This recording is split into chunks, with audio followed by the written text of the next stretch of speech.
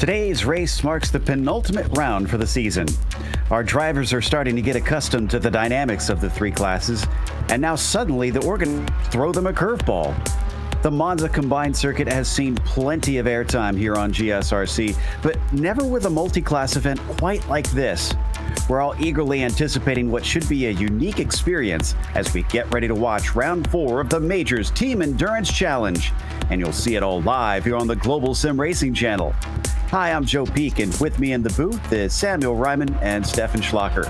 Behind the scenes is our director, Sean Crackers Ambrose, and he's using cameras provided by Dougie Beard. Sports car racing actually has quite a history here at Monza. It's not just the open wheelers that have zoomed around this place for decades. Let's head to our track guide to learn more about it. Welcome to Monza. This track has a major place in racing history, not just for the legendary races, names, and cars that have been here, but because it was the third purpose-built car racing circuit in the world. It's often discussed and reverenced among fans, and especially by Italians who have nicknamed it the Temple of Speed. In fact, the Ferrari fans here are so famous for their devotion that they have been dubbed the Tifosi and never fail to show up in droves.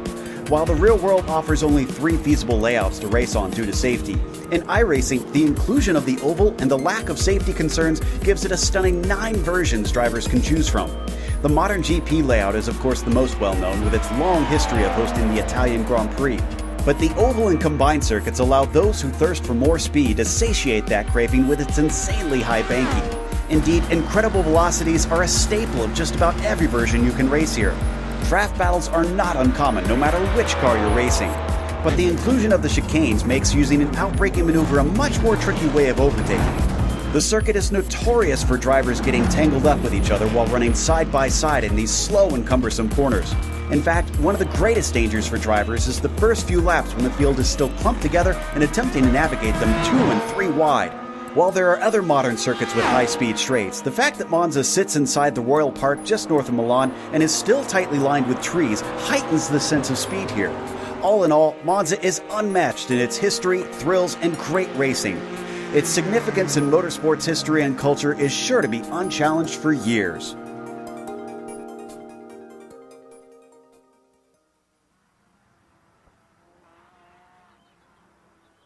Well, we've seen the Lotus 49 race here. We've seen Camel GT cars race here at the combined, but Steph, we've never seen LMP2s, GTEs, and GT4 cars. What is that going to be like? Simply said, crazy probably, but from what we've heard thus far, might actually be not as crazy as this combination might sound on the normal track, so really have to wait for the race. But to get down to the details, obviously 10 kilometers, we pretty much have a normal Monza, but with a magnified, about 4 times longer front stretch than you would normally have. So basically, that's kind of how you can see this combination. And the good thing is that long front straight, basically, with the oval attached. It's super easy for the LMP2s and GTEs to get around the GT4s, but you obviously still have the problem zones of the chicanes here at Monza, so might still see a little bit of miscommunications into those, but generally speaking, should be easy going on most parts of this tracks with the traffic. However, LMP2's big talking point is the bumps on the oval. It's so bumpy that these cars actually run under risk of damaging their car so much that they even might blow an engine here. So they're going to have to watch out for that for sure. Hopefully they've figured out some sort of trick around that. Meanwhile, let's take a look at the points championships. Starting off, of course, with the prototypes, and up at the top of them, Texans Fitzy Motorsports Aries leads by 21 points. Considering this is the penultimate round, they're looking pretty comfy here today. The Athena car is in a close fight with VRS Satellite Racing, tied for second. And then they've only got 8 points back to switch at Topaz.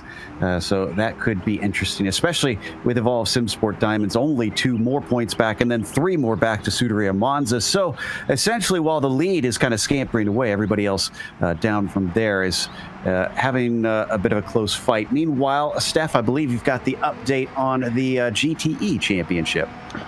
Yeah, And Evolve Sim Sports Titanium, they're still leading that championship from last race around, if I remember correctly, the standings there.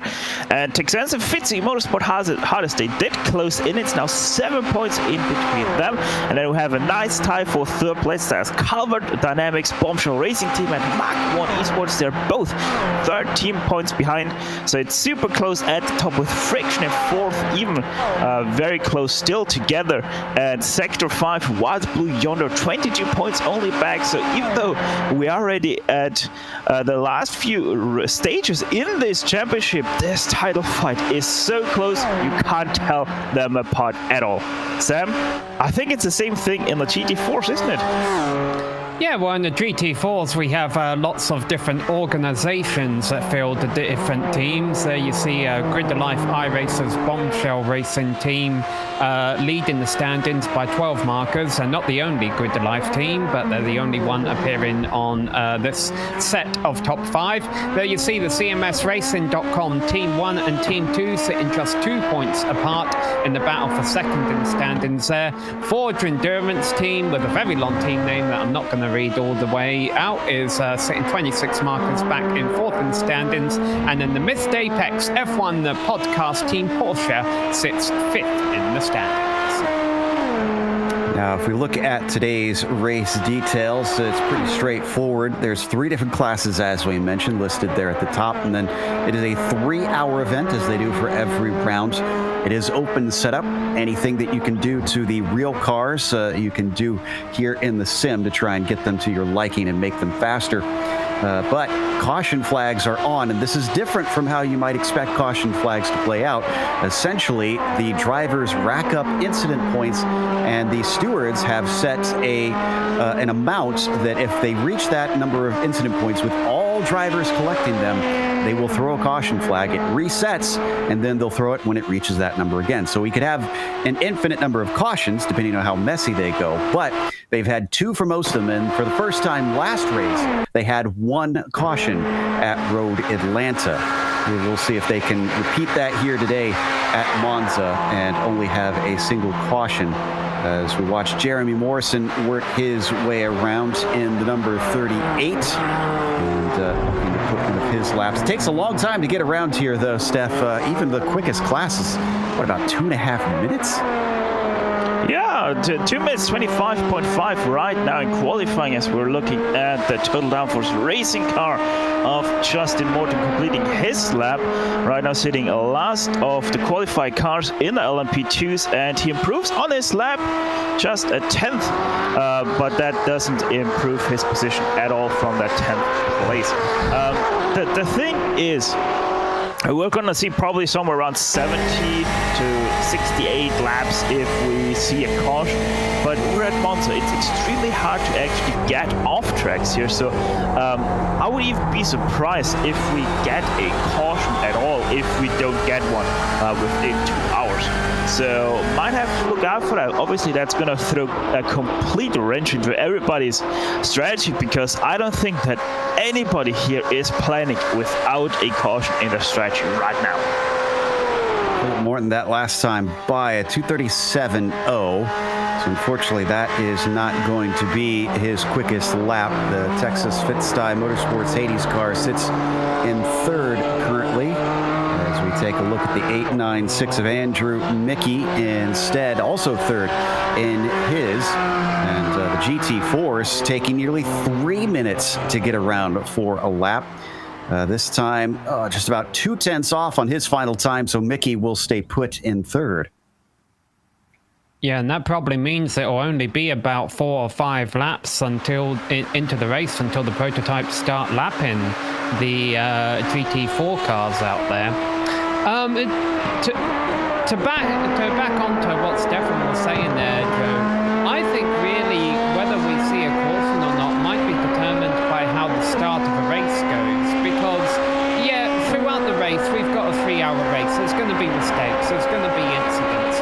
But I think if we're really going to rack up those incident points, it's going to take a couple of major incidents towards the start of this race. So we have a 3-hour race ahead of us, but I think a lot of it is about to be defined within the next 10 minutes. Was it just me? While we were on board Roush, did he clip the wall in a straight line? That was very bizarre. He's unfortunately seemed to have lost his internet connection, so it all got a little bit worse there for a moment. Meanwhile, this is Christopher Sherburne in the 105, and that last lap, which was his final timed lap, was a 240.1. That was almost half a second off of his quickest. Justin Morton, who sits in 10th in the Total Downforce racing car, with a 228.6, but again, that was already 4 laps into qualifying, so that is it for that team. As James Walker comes with a lap and takes over the provisional pole right now in the GTEs, only by about 1/10 of a second, or not even that, just 4/1000 of a second right now, separating the Calvert Dynamics Bombshell Racing versus the Evolve SimSport SPB. And the thing is, the SPB team still has 2 laps in their qualifying to go in the 4 minutes and 3 minutes that are remaining, so they might still be able to answer on that quest for first. All right, can Philip Morton improve on this final run around? No. Again, just shy of his quickest lap. Up next, I think Jeremy Morrison, who currently is last of the GTEs, is the next one to cross. He's actually only going to get this one more lap, I'm pretty certain. There he is in that Howler Racing machine. He's under 3 minutes, and they're running about 2-minute 50 laps here in the GTEs. So, unfortunately, the clock is going to tick down. And is he on a flyer here? Now, it looks like he's slowing down, so yeah, maybe even this lap is not a good one. Very slow, so that's not going to do anything. Also, one thing I just realized is that the Evolve SimSports SPB team, second place in the GTEs right now, they are not on track, so they won't even get a revenge on that first place. So they're going to have to sit back and watch that Bombshell Racing team just have them taking away that first place. And also, one thing I want to mention, that Texans Fitzy Motorsport team. 3 cars in the top, 3 of 2 different classes, with Aris and Athena in the top 3 in LMP2, and then also the hardest team in 3rd place in the GTE. Just how strong is that team? My goodness. It certainly is impressive considering how deep the talent goes here in the majors. As Justin Morton comes around the final corner, around Parabolica. And he's already taken his 4 laps, so at this point he's just taking practice. Middle Finger Racing just behind them with Jonathan Bain. Just took his last lap, but he doesn't go faster. Seems like that first lap is the best for most of our drivers, curiously. And others are struggling to try and go any quicker. That is everybody. So we'll get to our qualifying order in just a moment. But one thing that I am very curious about, Sam, is what fuel is going to look like today. This is, I would wager, probably the best track that they could use to try and play some fuel games. Yeah, and the fact that you have a long track around here, means the drivers have plenty of time to figure out their strategy while they're riding around on the oval track. The LMP2 cars, they can go 35 minutes on a tank of fuel. The GTE cars can go 55 minutes, and the GT4 cars can go 75 minutes. Obviously, we don't know if or when there'll be a caution during this race, so that could definitely mix up people's strategies. However, they all know how long the race is, so they can all go into it with kind of a plan. Very interesting that the 35 minutes for the LMP2, can people stretch out, an extra couple of minutes each time and maybe shave off a stop at the end? Not sure, but let's go through our starting order here for today. Starting with the prototypes, Texans Fitzy Motorsports Aries puts it on the pole with Switch It Topaz starting in 2nd. Texas Fitzy Motorsports Athena starts from P3. Devotion Sim Racing Purple will be in 4th, with Suderia Monza in P5. Grizzly Motorsports starts 6th. Texas Fitzy Motorsports Faces will be in 7th. XMB Race Design, P8 for them. Evolve SimSport Obsidian, P9, and then rounding out the top 10, it's Total Downforce Racing. Team iRacing had a poor qualifying this time, starting from 11th, and they will be the last of their class there. Calvert Dynamics Bombshell Racing has edged out that first place for them, as Evolve Sim Sports SPB wasn't able to get out in time anymore to counter that first place attempt. Texense Fitzy Motorsports Harris lines up in third place with Evolve Sim Sports Titanium in fourth. Mach One Esports in fifth, Black Tree Race Crew sixth, Friction Racing 18th place overall or sixth in class with Grizzly Motorsports by TFR Lab in seventh, Elite West USA in 8th, Sector 5, Black Ball in 21st overall already, by the way, with the Apex Racing Group Atlantis 22nd overall, Middle Finger Racing 23rd, Speedworks Racing 24th, Sector 5, Wild Blue Yonder in 25th overall, Hot Promises Racing lines up in 26th overall with Kinetic Racing MTEC 166 in 27th overall, and Howler Racing will be lining up in 28th overall, and it seems like that will be last in class, as the other two cars that would be also on the grid are not in their cars. GT4 class is the smallest class on the grid, with the 178 being driven by David Anderson, leading a CMS Racing front row lockout in that class. Starting alongside him will be Chris Taylor in the number 179. Starting third on the grid is Grid Life iRacers Bombshell, the 896 car being driven by Andrew Mickey. Starting to ease outside will be at the Drac Waddell in the number 26 Mr. Apex F1 car. Grid Life iRacers will be starting from fifth in the number 041 machine with John Nichols behind the wheel. John Lamb will be starting from sixth in the GT4 class, driving the number 205 Mr. Apex F1 podcast car. Rounding out the field is the 282 Mad Sim Racing machine, the 33 car not taken to the grid. All right, and we are going to be released here pretty quickly, as it is a short pace lap, thankfully. Otherwise, we'd have to take a long time around here. Lord help us when we get that first caution, if it happens, as we wait for the Porsche pace car to release Jack Stiles in that number 59 off of the Parabolica. It's going to be a long ways up to top speed here as they wait for the green.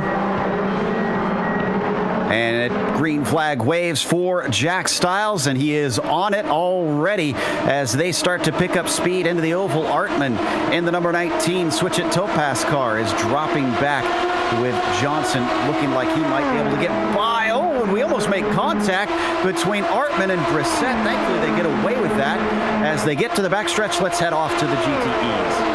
And it was a bad start there for Kurt Krum, immediately losing out on the lead here over Andrew Waring, and now he has the problem. Has to drive in the clean air because Kevin Hill on the inside, that's the teammate of Andrew Waring. He's taking away that position. Now he can slot back in. So already a little bit of a drama on the start with Kurt Krum just completely missing out on the start. But let's head back to the GT4s. We already might have a battle shaping up for the lead. Lockout, but Grid Life has already pulled up into second position with Mickey behind the wheel, but here comes the number 179 trying to take second back. This may be Italy, where red is the main colour, but it's a blue up front here. The number 178 lead field almost. We have to go to the LMP2s, I'm sorry, but we've got a car on its side, and that looks to be Brissett, along with an incident that involved Ross Cohen in the 754. There was just, as you would expect, a big checkup down into the Redafilo chicane. Let's check the replay on this one. It's always hard trying to get in here in the first place, Steph, but with the massive speeds they had flying in, you kind of expected something like this. Yeah, pretty much was a little bit of problems in the GTEs, but we're looking at the replay of the LMP2s. Ooh, that's very interesting there in the mid-pack, and then, oh, look at that, 12th. That was unrelated to the 3 wide in behind. That's interesting. I thought that's going to be happening with that 3 wide, but no, that was just a 2 wide situation. As always, 3-1, don't go. Take a look at the leaders in the GTEs. Andrew Waring currently ahead of the 164 of Philip Morton, and they are already heading down to Ascari. And it's incredible how much they were able to gain out of that first chicane. Philip Morton and Andrew Waring for the rest of the track. Just look at how much of a gap they have already pulled back to Kurt Krum in that Chevrolet Corvette C8R. About, what is that, 2 seconds already? About 2 seconds. So very good job by Moultrie and Waring to get that gap going. But obviously the question is, how fast is that Corvette in a straight line? Can the BMW... About to find that out. Unfortunately, for many of our prototypes that were involved in that incident, the damage that they experienced will slow them down on this oval portion. So I could see a few of them losing spots, unfortunately. We're watching the 754 currently. This is Ross Cohen, who's trying to ride in behind Benjamin Cox, and it looks like that might save his bacon a little bit, giving him that speed that he's missing out on.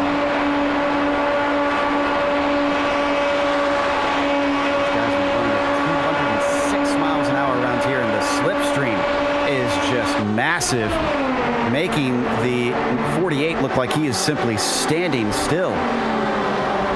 And the choice of Monza combined on the inside. You can see the GT4s battling it out, entering the oval as we have the 2 wide going here. Ross Cohen is going to get out on top here still.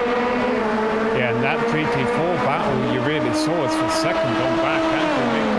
Was the driver who won the race into the braking zone when they finally got around to the first chicane at the start of the race, and he's just pulling away from the teammates who've been scrapping it out for second. So nice job by the number 860 BMW. Every GT4 car today, by the way, is a BMW with the exception of Lamb currently riding in the first place, the only Porsche out there. Waddell, who you saw down on the apron, looked like he was either getting out of it or something, but he is allowed to run on the apron. That is considered fair play out here. And breaking deep, David Anderson is way too deep. In fact, he's off into the grass, and he's going to fly over the curbs. The sleeping policeman. That car has got to be at least a little bit damaged from that, but at least he managed to keep it out of the wall. And other cars, honestly. Yeah, and here he's serving the slowdown. He's already getting back on the gas, but you'll see the leader go by, his teammate go by. He'll be lucky if he's able to filter back into third place here. I think he's going to be able to do it. Yeah, looks like he won't lose too much out of it. The battle continues for the lead in the GT4s with Mickey pulling everybody along, and I suspect that'll be a theme for much of the race in this class.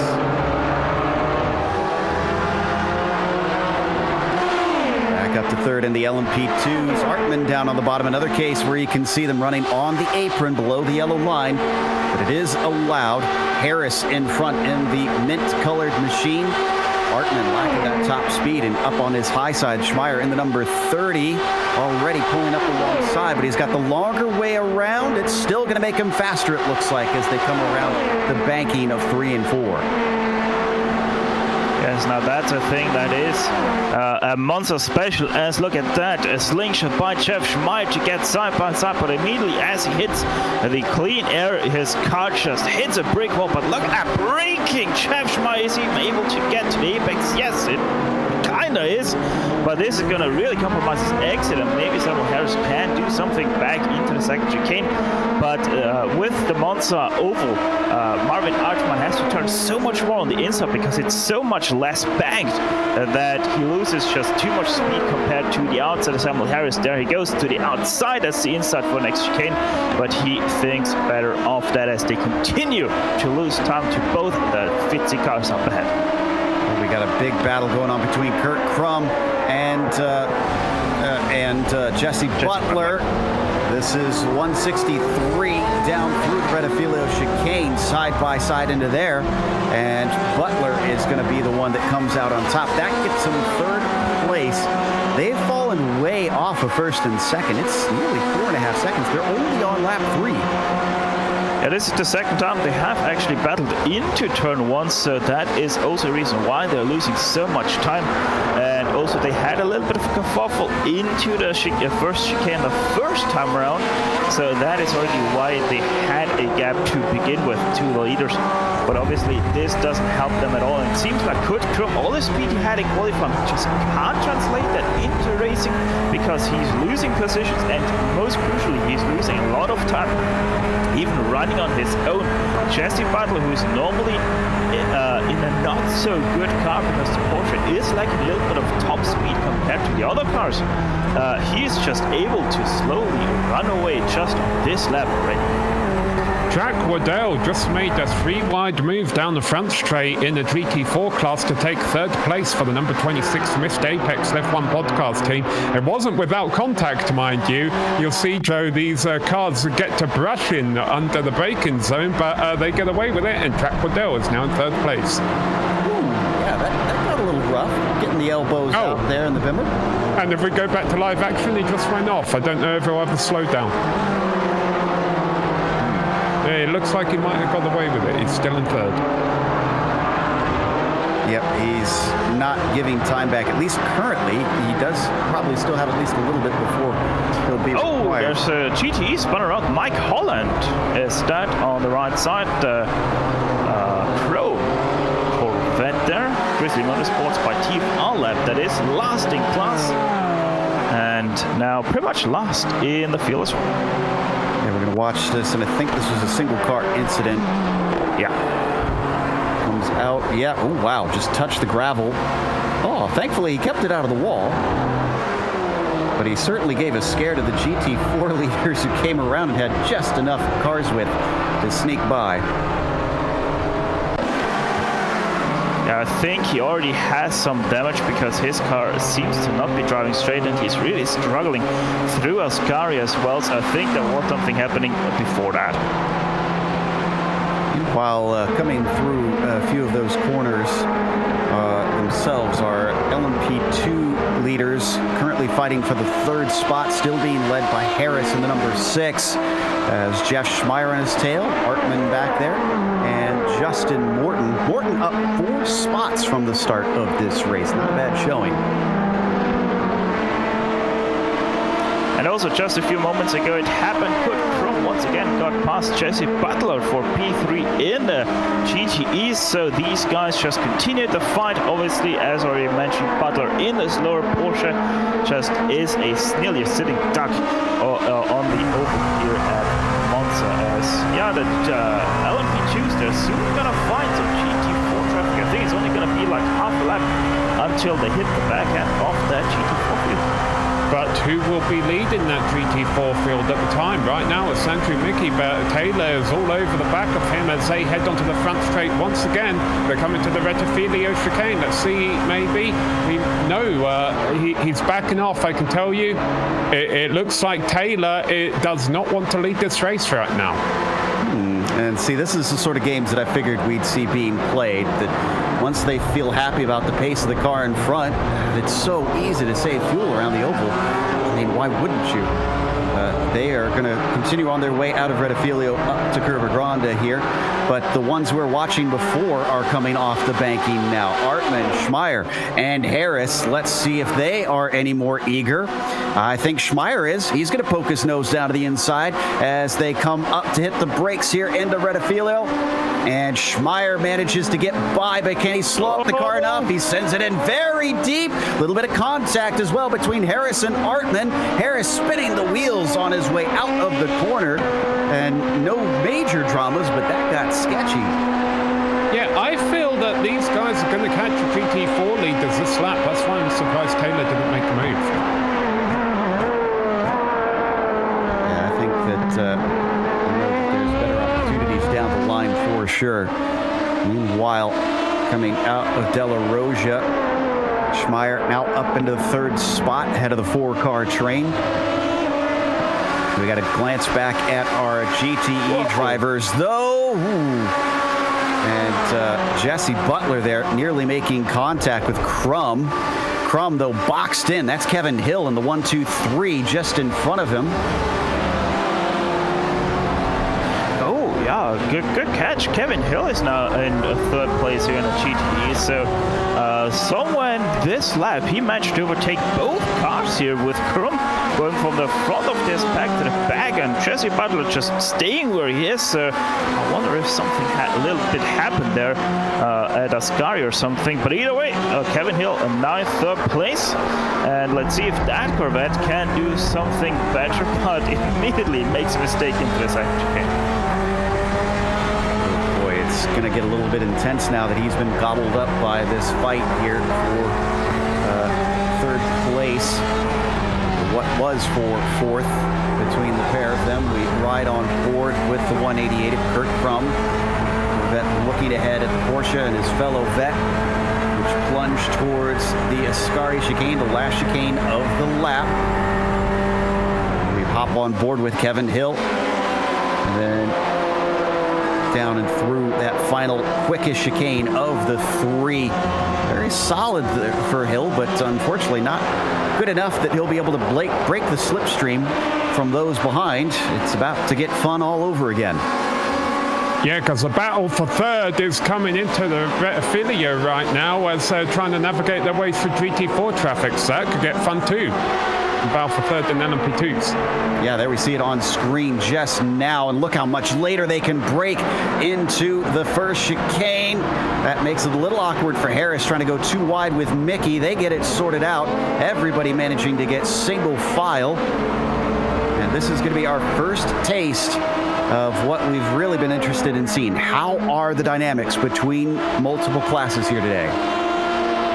Yeah.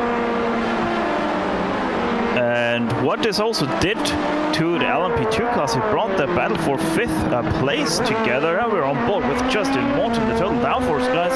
Started in 10th place and just after 5 laps already up to 6th place. So a great start from Justin Morton in that LMP2, and obviously he's really looking racy and he's really looking to get away that 5th place, because look at that switch. Topper 2nd place on the starting grid, now going to be probably 6th place with a big mistake through that last-most second turn. But obviously Ascari coming up, that's the left-hander at first, but switch Toppers gives that go stop, and that moves the total downforce racing crew up to 5th place. Not been the best start for Artman here, who begins the race for that Switch It team.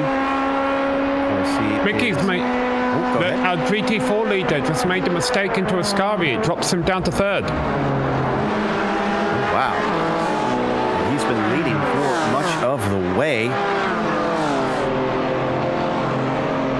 Yeah, just got into Ascari a little deep. No damage or anything done, obviously, but he was very slow out of the exit. The run down to Parabolic isn't the longest straight on the track, but it's a long one, and it's costing him. Right back on the oval once again.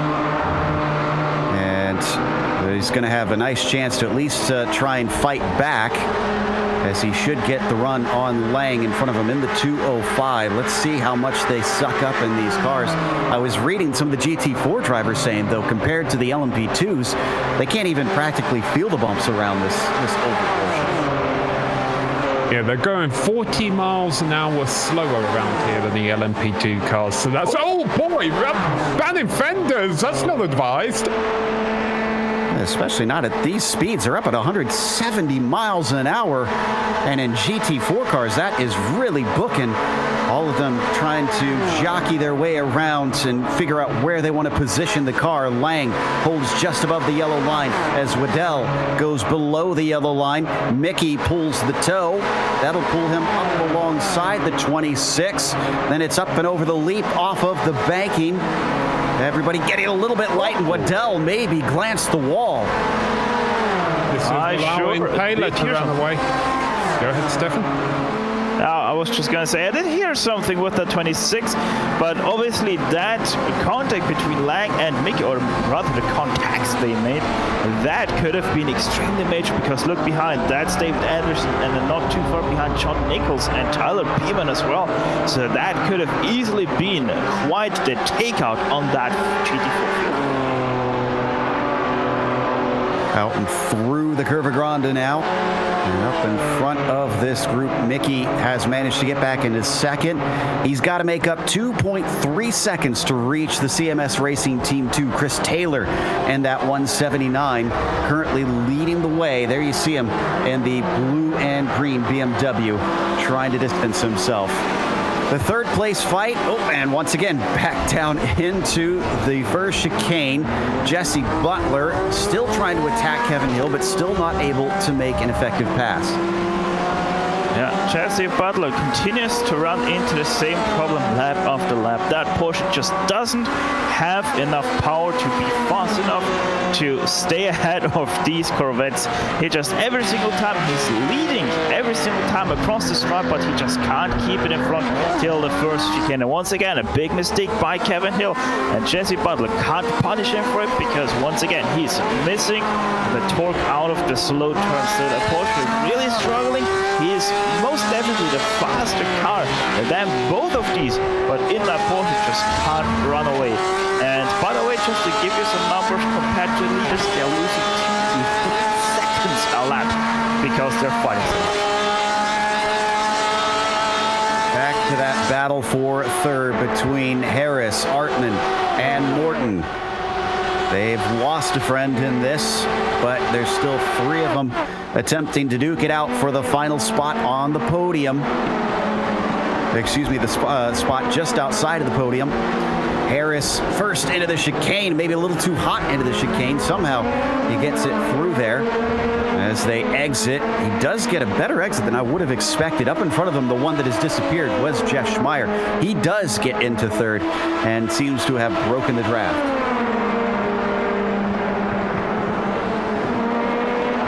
Jeff Schmeier, it's a good showing by him as well. He started in 8th, now up to 3rd place, made up 5 positions rather. So good going by him, and obviously he has the braking capabilities, like he showed twice, to overtake Samuel Harris into the first chicane. And obviously Justin Morton wants to do that as well with the 2 cars right ahead of him. Here we go down into the braking zone. The battle for second is on in GT4 once again, with Andrew Mickey leading it in the number 896 Grid to Life iRacers Bombshell team. But here to his outside comes the black BMW. Later on the brakes, the Porsche is sitting back there in 4th place. John Lamb behind the wheel there. Looks like Mickey's going to be able to hold on as 3rd, 4th and 5th accordion behind him. And in the far backfield. Yeah, in the far backfield of that shot, by the way, you were able to see the GTE leaders storming towards this battle as well. They're only about half of Curva Grande in behind, so you might even see them in some of these shots that are coming up now. Down into the De La Rosa chicane just behind them. Warren gaining very quickly. How is he going to manage this intense fight up in front of him? First one will be easy. Anderson all by himself. Second one, maybe a little bit harder. Lang might not be paying attention, and indeed, as he tracks out, that costs a big checkup for Warren. He sneaks inside through the second Lesmo, but the car looks awful squirrely going offline. Things getting sketchy here as he's having to deal for the first time with an unfamiliar situation. Thankfully, they all get by that group, and only one more to get through. Chris Taylor, the lead of those GT4s. We hop on board with Warren, watching out the windscreen. You can see how much faster they are than those GT4 cars, making easy work out of the Ascari chicane. And behind them, that actually split up that GT4 battle just a little bit, so it looks like they'll have a brief moment to rest before the slipstream brings them together once again. And that battle for 4th in the LMP2s has Artman towing along Harris. They've already passed the first chicane, coming up to the second chicane, and good on the brakes. Justin Morton gaining a lot of time on that mint and black number 6.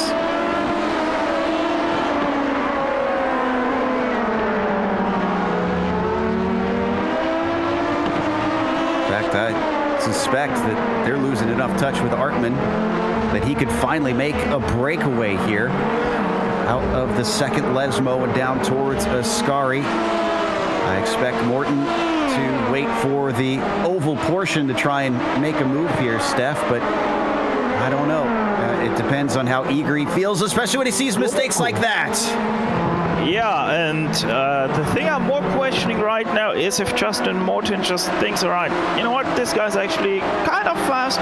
He is similar pace than me. Might as well just stick back, relax, and save a little bit of fuel, because you can save quite a bit of fuel here in the LMP2s. So Justin Morton, even though the guy makes a lot of mistakes, like once again, very wide through Parabolica, he just can't easily stick back, save fuel, and knows that if the guy does make too many mistakes, they're actually keeping up with Artman and actually able to follow him as Justin Morton pulls to the inside. Let's see how that's going to work out for him.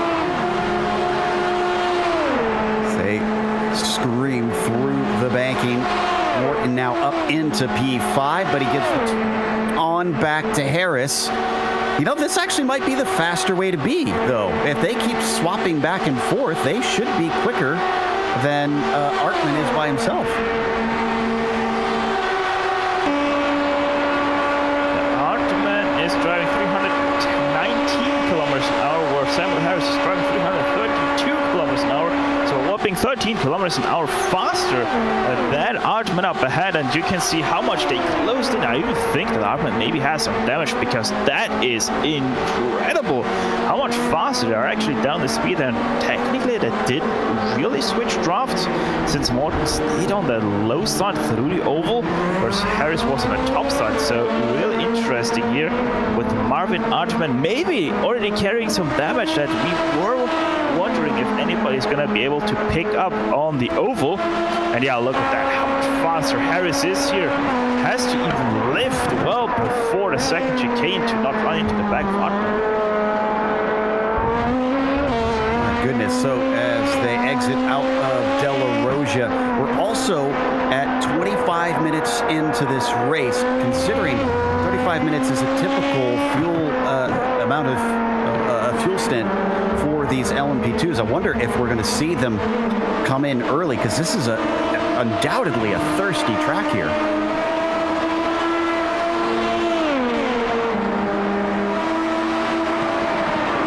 Once again, Artman starting to pull away, though.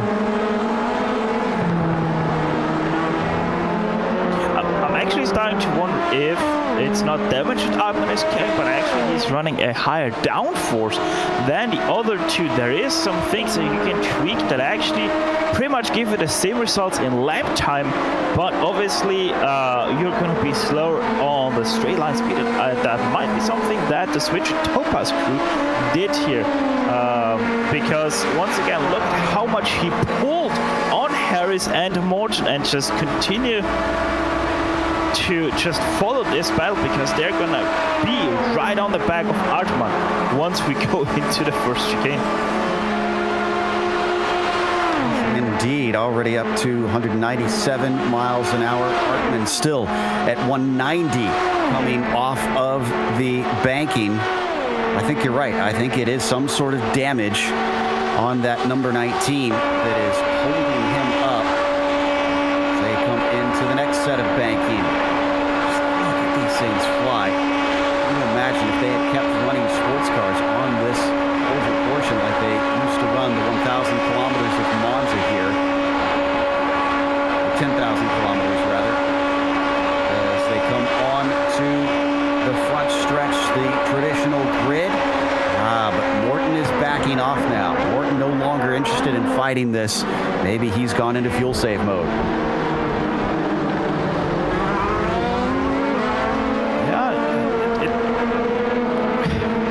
It's hard to say if Morton really is fuel saving, because the LMP2 has one of the worst drafts you can ever have. It just basically doesn't exist, even on a straight like Monza at times, or the oval of Monza at times. So really something to watch out, as well as, by the way, John Nichols, that's the 041, and Tyler Beeman of the 282 in the GT4 field are fighting it out.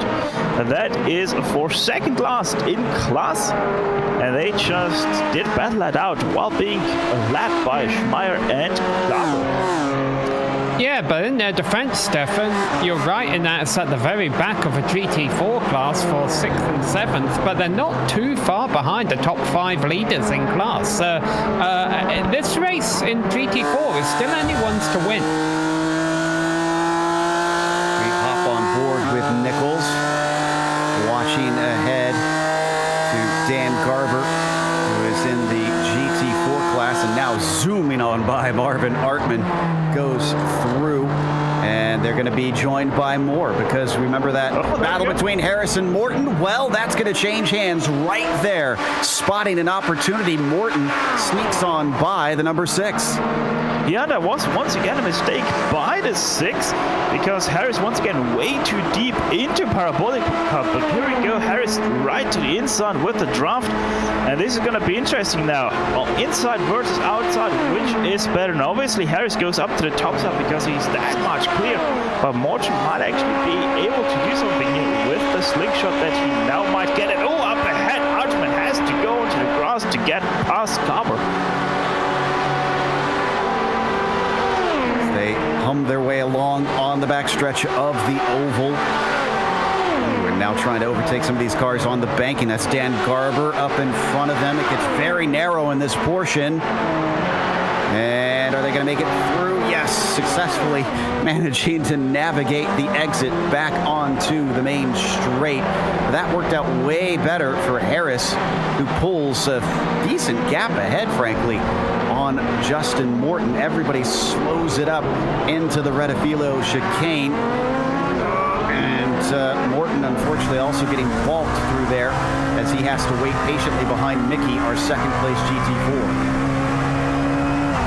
There's only 35 cars in this race, and I think I just counted 13 of them on the front straight at the same time there. Lots of busy traffic for these guys right now.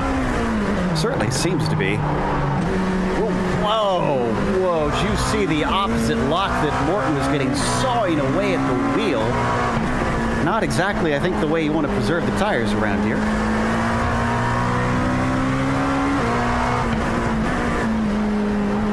Love these onboard shots.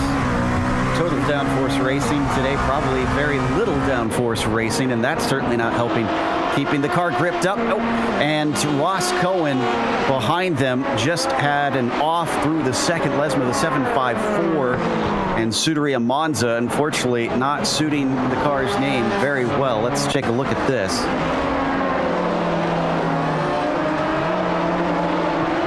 See it out of the second Lesmo. I think he was dealing with some traffic. That is for position with Sam Roush in front of him, so he was trying hard to keep up.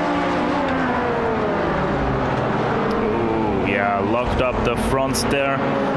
Easy to do in the LMP2, and obviously right went for the sand trap, building himself a little bit of a sand castle with all the sand that he just picked up from that. But once again, Ross Cohen back on track, now in 10th place. That's last in class actually, so quite a drop for Cohen. And once again, Harris and Morton onto the banking they go, and just steamrolling up ahead to Marvin Artman. What if we could take a glance back at our third place fight in the GTEs, because this is another one that's looking like there's some stuff going on under the surface. That is still Kevin Hill and the 1-2-3 chasing the 188 of Kurt Crum and the Calvert Dynamics bombshell car. Now, he's been stuck behind him for a long time, but I don't think stuck is the right word here, Steph, because it looks to me like he wants to be back behind him. He's made no moves to try and get by.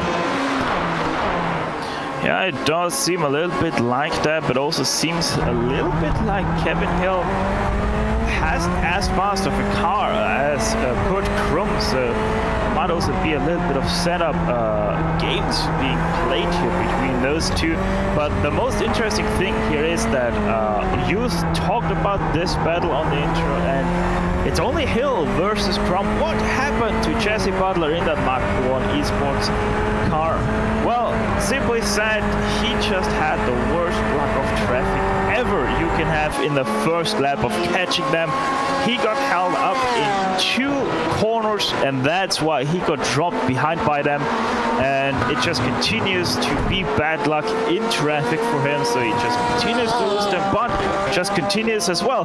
He is the faster car of these guys. Last lap around a 38.6, that is without draft, and without draft he is about half a second faster than the other two. As the Mach 1 Esports 163 is probably going to have to kick it into Mach 1 just to catch up with those leaders. He gets passed by Jack Stiles, who will give him a nice tow, at least briefly, before it disappears off into the distance. But the one that we can't seem to get away from is 5th in the LMP2s, the Evolve SimSport Obsidian car and the Total Downforce Racing number 9, who also come on to the oval portion once again. We had at least one taker in the LMP2's pit, but these two not among them. Guillaume Brissett was the one that ducked in and took service and is back out already. As they pick up speed, they're going to have to go on the high side of Sherburne here. The Sector 5 car, which way is he going to hold? He's going to hold low. Yeah, I would expect all of these drivers to pit within the next 1 or 2 laps, Joe, as we are hitting the 35-minute mark of this race. By the way, quick update on GT4. Andrew Mickey had a really good lap. We got Bow for the lead there. Yeah, I saw the juice on Steph. Go ahead. Harris with the slide of his lifetime there on the inside of the banking. Somehow caught the... he was running all the way on the apron of this, counter-banked as well. So he was kind of riding the line there, and all of a sudden he caught a bad bump and his car went all over the place. Somehow Samuel Harris got the better of his car, saved it and kept the foot pin, and look where he is. It's a bag of Mario. Yeah, and while we were watching that down the front straight over the wall, you would have seen these two that I just mentioned. Andrew Mickey has been running our class leader down here in GT4 by a couple of seconds a lap. I don't know if he's carrying less downforce or whatever the reason is. But here we go. We have a battle for the lead between the two BMWs, using all the racetrack and the apron, and actually getting very close there as they go through the oval. But of course, this is all for show. They're coming up to the Rettifilio chicane. That's where our winner of this battle will be decided. Sorry there, Samuel Harris just had it coming together with a lap GTE car of Jonathan Bain. Seems like no damage dealt to Samuel Harris, but he pushed the GTE off the track into gravel through Lesmo 2. I'm going to take a look at the replay. Harris is going to be lucky if he gets away without any damage for this, because it's a good shove. If he's damaged, he'll feel it as soon as they get to one of the long straights. I'm sure there it is right there. Yeah, seems like the Corvette just turned into Ollie. Thought he's going to be clear to turn in onto the racing line, but Harris was still there. And just now, also a mistake by Justin Morton. Way wide through the parabolic, and look at that, every single LMP2 car comes in the pit lane. And interestingly, Harris and Marvin Archman super slow onto the pit lane. Yep, you're right. When you say everyone, it really is everyone. Everybody has extended it as far as they can go. And, yep, the only one not coming in is Guillaume Brissett, who I mentioned is already pitted. And also a driver's switch for Total Downforce Racing. Justin Morton out, Neil Gagagan into the car. That's the only, I think Jack Stiles, no, he's also still in the car, so that's the only driver switch in the field for the LMP2s. No, sorry, Claudio Crescentini also into the car for switching Topaz, Marvin Artman out of it. I wonder if we're going to see any of these drivers stationary a little bit longer, Stefan, because they have to get repairs fixed from that first lap kerfuffle. Yeah, well, you just saw that because we have Claudio Crescentini exiting the pit lane behind both the Evolve and the Total Downforce Racing cars. So that means Total Downforce Racing now up to 4th place. It does appear there was a little bit more time in the lane for the Grizzly Motorsports 48. Cadel Cologne still in that car after their first stop. the cars in that set, even though Brissett was in there a little bit longer than him. You see Cologne on your screen. Still trying to give chase. He's within reach of Ross Cohen in the 754, just in front of him. I thought when you guys were giving me a class of only 7 cars, you were giving me an easy job, but these guys are keeping it interesting back here. It's like a pack of 2, a pack of 3, and a pack of 2. I mean, right now, the number 179 CMS Racing team continues to lead that class, and there's no need for us to really jump to it. Well, actually, I'm going to change my mind there, because we might see a challenge for the lead. Here we go, down into the Rettifilio chicane. To the inside, it looks like Mickey has the desired racing line, but he's going to have to be clean on the brakes. We've seen plenty run themselves too deep into Rettifilio. As he gets it woed up, he is nice and tidy, so he'll take the lead away from Chris Taylor. Took a lot of that inside curb, though. Hope he didn't get a slowdown penalty. And we move the camera back, you'll see third place is just as entertained in there, side by side going through Rettifilio. So these guys, even though there's only 7 of them, are having fun out here in their BMWs and Porsche here today. We're going to watch from the perspective of David Anderson. See Waddell poke his nose in. He wants to try and get it back down into the second chicane. Lang is going to not quite chop him off, but still hold him back. Great run for the pair of them. Unfortunately, the worst of the 3 was the last in line, David Anderson, with a poor exit out of Della Rosa. Yeah, and that car was the pole sitter in this class, but it's faded back down to 5th place. That's the number 178 being driven by David Anderson that I'm talking about. But again, even though he's in 5th, you can see the intervals there on the left of your screen. He's only 10 seconds back of a class leader. You can make up 10 seconds in 2 hours. Well, it's feasible, but the question is, will he be able to? So, as they come through Ascari, watch them head back through. I think we have a bit of a fight in the mid-pack and the GTEs, and here we see it right here. This is Hectus for Elite West, 187, trying to shake the likes of Sherburne and Ludwig. This is essentially for 9th place in the GTE cars. It is not only that, but also the battle for the second best Ferrari in this class. Gregory Hector's right now holding that. It's actually 3 of the 4 Ferraris we have in the series that have found themselves right now. The first place Ferrari, in case you're wondering, that is Friction Racing, 169. They are just 2 positions up ahead from this battle as Hector's continues to defend his way against Sherburne and In case you're wondering, Stefan, we're at Monza. People are wondering. Yes, absolutely, keep us abreast of Elite Ferrari. Well, I was just about to say, it's ironic that the Ferraris aren't faring as well here at Monza. Meanwhile, up at the lead of the GT4s, once again, we're going to go through this whole thing all over again. Mickey, though, will be the leader this time, and Taylor is the chaser. But look at this. I think he's holding back. He doesn't really seem to be trying to attack, and he comes back to the racing line. Mickey, staying slightly defensive, doesn't seem to trust that 179 behind him. Yeah, I think this is what we were seeing earlier. Earlier, Mickey had the lead, and then I think he made a mistake or something that saw him go back to second, and Taylor was quite content to just right behind him. The problem there is Taylor really didn't get out of Rettifilio too well. I think the draft is strong enough that he should still be able to pull up to his back bumper when they get back onto the oval section from where he is now, but he doesn't want to let that 896 car get too far ahead. Back to the battle between Hectus and Sherburne, though.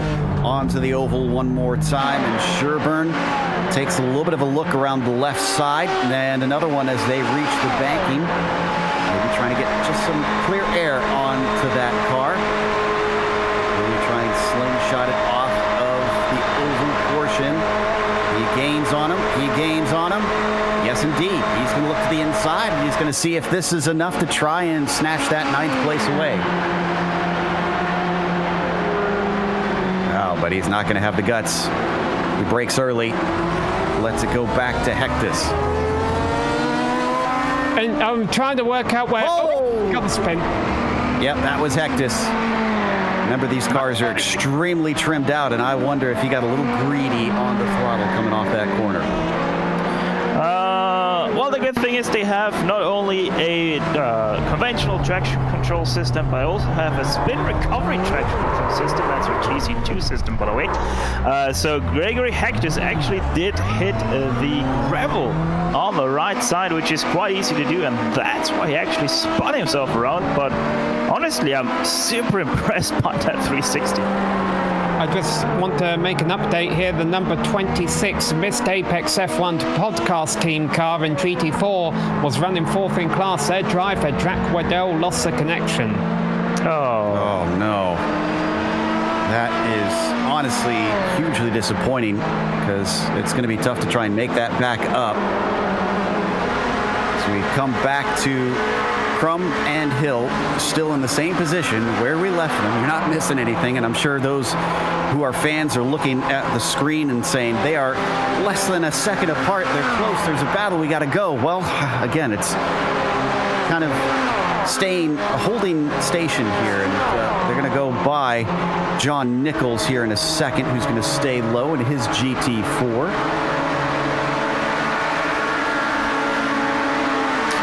Back in the old days when Formula 1 actually did a race here at the Oval of Monza, it was considered unsportsmanlike to go too wide. Wow. That got interesting. Wow. Well, okay, maybe Hill is finally tired of trailing as he uses that extra momentum down towards Rettifilio. Is he going to be able to outbrake his rival? He's had plenty of times to watch exactly where the 188 is braking, and he's right about even with him, but the shorter line in allows him to get through as there's a spinning car behind them. Off the corner, though, he's a little bit slow, and Crum is able to fight back.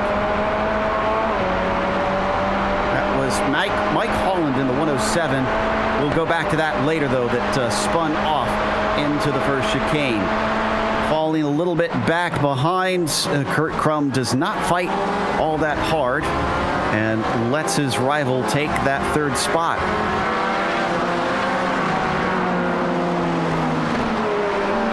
So anyway, as I was saying, it was extremely unsportsmanlike, considered extremely unsportsmanlike to go too wide through the oval of Monza back in the race, and I would say point proof.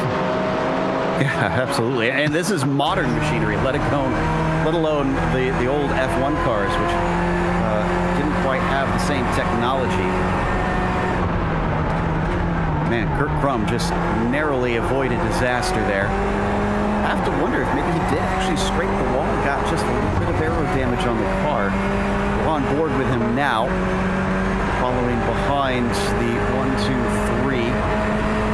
Still got a little bit of time left before we should see these GTE cars come into the pit lane. Ooh, both of them sending it in pretty deep, and looks like Hill sliding around the outside of Parabolica.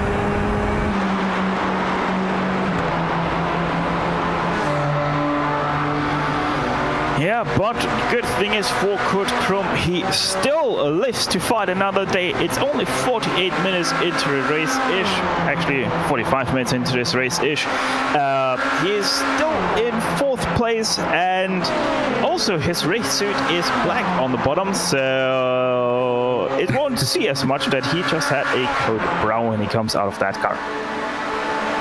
That's the 2 GT4 leaders at the front of the screen there, but expect Taylor, I should imagine, will continue to hold station behind the 896, because that's what he's been doing for most of the race. Should make it easy for these GTE drivers to just blast on by.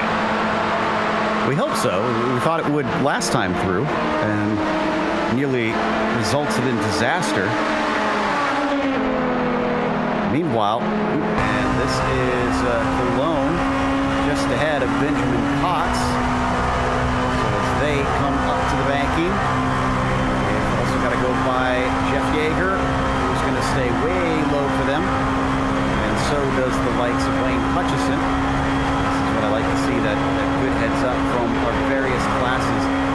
just hope that we don't actually see a wreck on the open portion at some point during this race, because I mean, anytime we see races at places like Daytona, you know, they can look pretty spectacular. This one, I think, is going to be all the worse because there's no fencing to the outside to really keep them from flying off into the trees. All cautions. But I just want to make another note here, and maybe I'm adding drama where there isn't any, and we've definitely got drama on screen. So you know what? Let's call that first, and then I'll come back to my point. Yes, this is as Cologne is going to continue to keep that 8th spot as they break into the first chicane. Cox really managing to attack. Oh, and who was that? Mike Holland again. This time he just outbraked himself into the chicane, and he also nearly just got hit by Dan Garber standing there. I think there's something majorly wrong with that Grizzly car, because we have seen it already struggle through last mode 2, and then I mentioned it having quite some damage. And they were actually also for quite some time already in pit lane, and it seems like that damage hasn't been completely fixed because they're still having massive issues with that C8R. Now here's a fascinating development that I've been watching since the race started. I mentioned Team iRacing qualified 11th. Now this is unusual for them because they tend to qualify on the pole or the front row or way up towards the sharp end of the field. So I wasn't sure if that was intentional or if they just had problems in qualifying or what. But whatever the reasoning is, they've been steadily moving forward.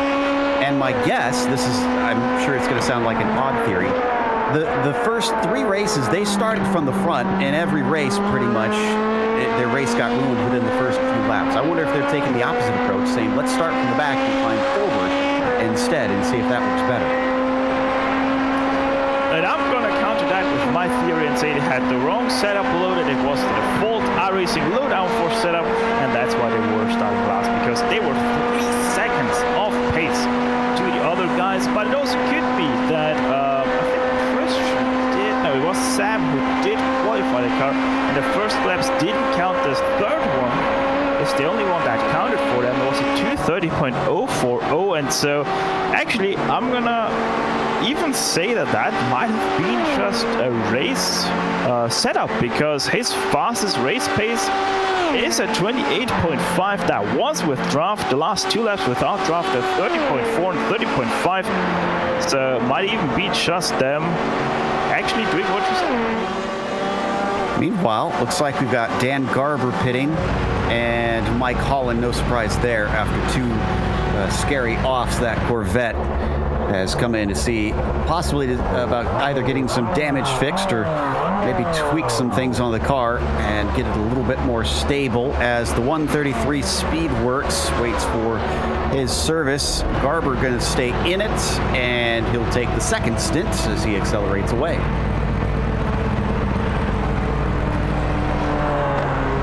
Sam, I think we got some time now that we've stepped away from some of the action on track. There was a story that you were looking to tell. Yeah, well, just listening from a couple of camera shots. Joe, have we done a 3-hour endurance race with these kind of cars at the Monza combined configuration before? Absolutely not. Okay, I'm a little worried about some of these entrants. Tell me if I'm wrong here, but we're hearing these cars hit the rev limiters for a long time. Can they keep it up for 3 hours? Yes. The LMP2s and the GTEs, I would think so, simply because they're used to racing at places like Le Mans. But yeah, well, exactly, that's the reason. You have the GTEs and LMP2s. They have experience with that. They have Le Mans for that. They are literally built for Le Mans. That's the only thing why they're getting built. So these cars are used to running into the limiter for the GT4s. They're basically a little bit of beefed up street versions. You can actually buy that BMW the way it is, the way they're racing it. You can drive that pretty much on the road as well. So obviously they have a huge safety gap in their limiter. So we're not gonna see anybody blow up because they were too long into the rev limiter.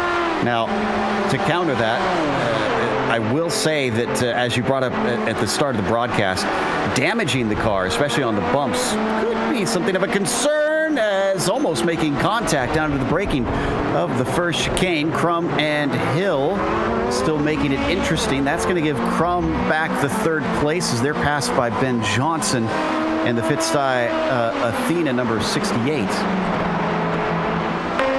Yeah, that's basically the only concern here. If an engine blows, it will be an LMP2 engine, and it will be because of all the bumps on the oval. So pretty much that's the only thing you have to worry about, like I already mentioned at the start of this broadcast. So yeah, I mean, nothing is impossible, let's be honest about that. But seems like we have also some more Peterson. Yeah, that's the Elite West car. Hectus looks like he's staying in and taking some Oh my fuel. goodness, I'm sorry. We just had a pass for third place in the GT4s. That's the 178 and 205 fighting for that. And splitting the middle, Ross Cohen with inches to spare either side between those cars. Let's watch that one more time as we just caught Lang spinning the wheels up on the exit of that first chicane. Here we go. Look how far back he is from here. Man, the amount that these cars can suck up on one another is just impressive. Thankfully, everybody was heads up about the situation. Let's ride on board. Oh, they were almost going to come together and squeeze them.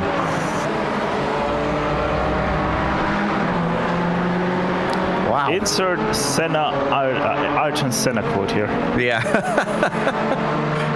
I wish more drivers realized that there's context behind that makes that quote not to be taken seriously.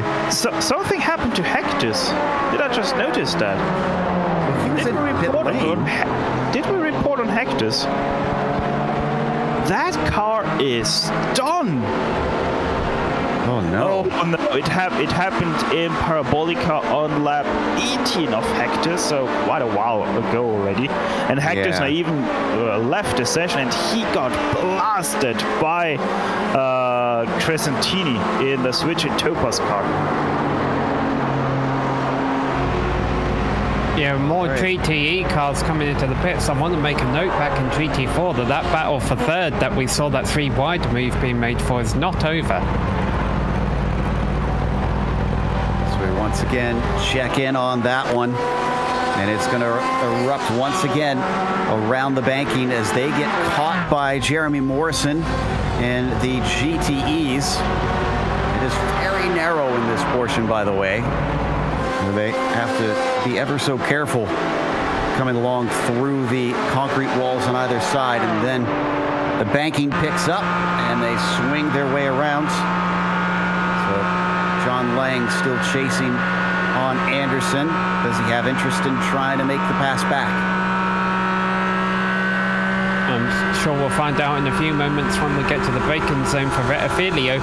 One other thing we haven't talked about yet today, and mainly because it's not too much of a concern, but pit exit here is kind of as they go onto the oval track. So it'll be interesting to see if we see battles heading into the oval in the future where the drivers have to watch the cars coming out of pit road. Lang decided to hold back, at least during this part of the oval. Slingshots himself off, but he's getting squeezed all the way down to the inside. That CMS car certainly was a little bit aggressive here on the main straight as they break for Rettifilio.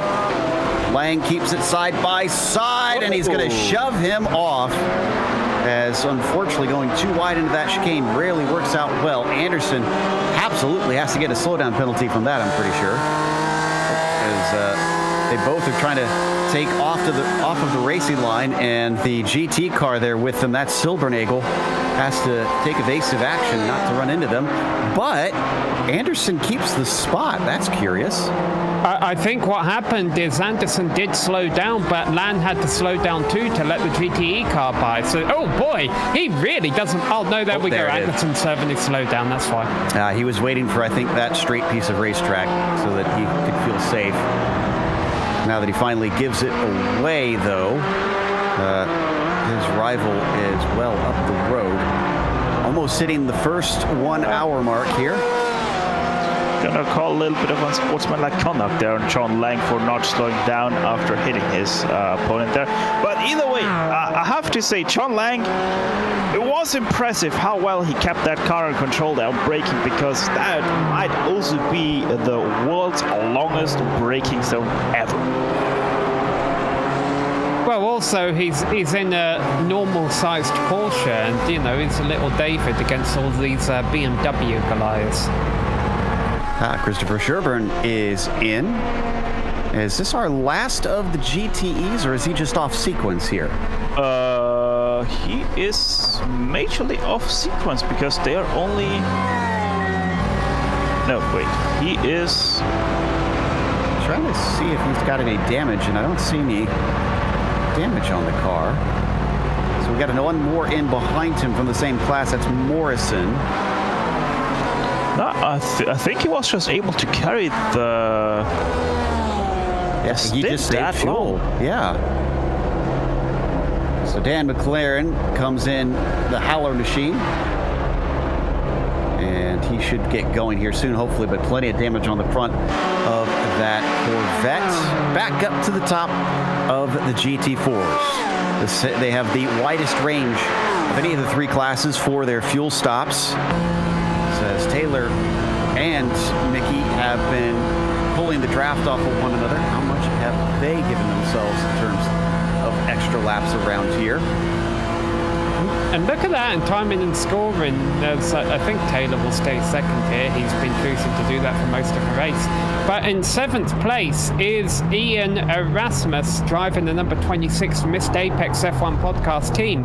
Remember, that car lost the connection earlier, and it is still actually on the lead lap. Oh my goodness. That is absolutely wild. Tells you how long it takes to get around here. Good internet connection on his part to get back into the session as well without losing out on that. There you see the number 26. You know, that's probably what happened. He wasn't the driver at the time they lost the connection, so maybe he just had to wait for the tow, and then he was able to get in because he did have a connection, so he could go. You got to make do sometimes, and if you have to hop in the car earlier than expected, you better be ready to go. Our leaders in the three classes up with the LMP2s are Jack Stiles there currently. The number 59 has a 13-second gap currently, and honestly has not been hassled much at all during this race. The leader in the GTEs currently is the Evolve Sim Sports SPB, the number 124. That's Ozzie Milwane, who's got in the car for Andrew Waring. And the car we covered a little bit here recently, leading in the GT4s, is Andrew Mickey in the 896. Before we get to those GT4 pit stops, though, we've got a chance for a break. So here on the Global Sim Racing Channel, we'll have 2/3 of round 4 here left to show you, and the Majors Team Endurance Championship. Stick around because there is plenty more racing to come.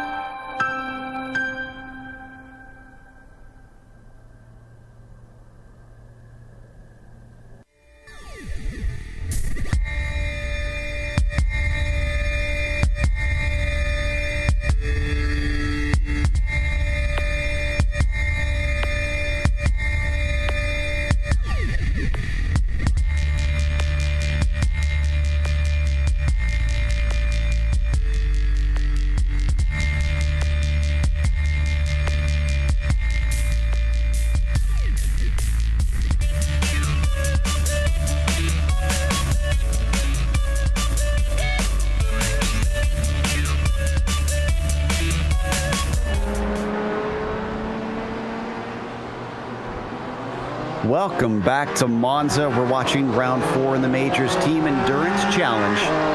It is Jack Stiles leading in the LMP2s, Ozzy Milwane in the GTEs, and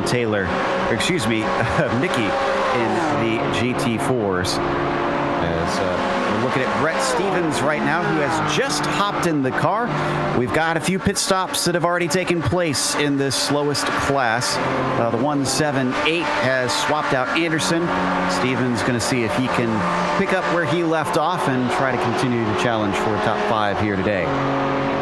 Yeah, I think he'll be wanting to do a little bit more than that, Joe. That car was on pole. It was racing up front early on, and then it faded back as low as 5th. But the top 5 or so GT4 cars have had incident-free races, so it will be interesting to see how those battles ebb and flow over the next 2 hours, because you can see the top 2 right here. We definitely don't know who the winner will be in GT4 yet. That's absolutely up for grabs. Honestly, I feel like we won't know until after the second pit stop who the major players are, because we don't know yet who has been using fuel saving to good effect. Though we have our suspicions, especially among these two, as Taylor's just been riding behind that 896 for much of the race so far. They just got passed by Jeff Yeager in the 112 GTE car. Continue on his way. Now we hop on board with CMS Racing number 179, watching as it looks like they intend to come in and pit. They're holding the inside line, and no, only one. Looks like Taylor. And that's not exactly the best news there, I don't think, because remember, Taylor's been saving fuel for a lot of this race, and it looks like they're doing tyres too, and yet still he's going to pit earlier than the driver he's been racing for the win so far, Andrew Mickey, who hasn't been saving this much fuel, but he's made it further.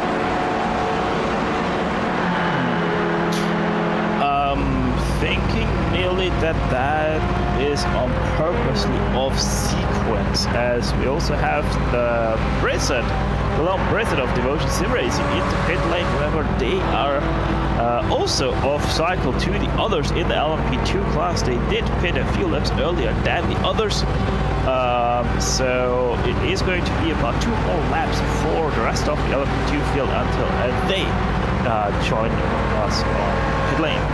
Taylor swaps out Ryan Blanchette, so he gets ready to take it on to the second stint and accelerates away. I think I agree with Stefan, but I think intentionally he tried to pit when the other car did not, just to try and see what they could get and get away from them. But the leader who continues on, Andrew Mickey, is now all on his lonesome. And will he come in next time? The thing also is, if I remember correctly, Blanchard is the faster of the two, so we might actually see here quite a strategy play out here. Yes, they now have that 1 lap longer in the last stint, but it is just that 1 lap longer, and we know that these cars can go long enough, so that does not make a difference because they can go over an hour. So they basically just lost 1 lap worth of fuel that they have to take on more at the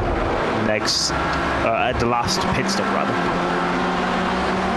We've only lost a couple cars so far. The number 33 team, the 266, and the 187 are the only ones that have officially retired. A few obviously are well down the order, but are still racing.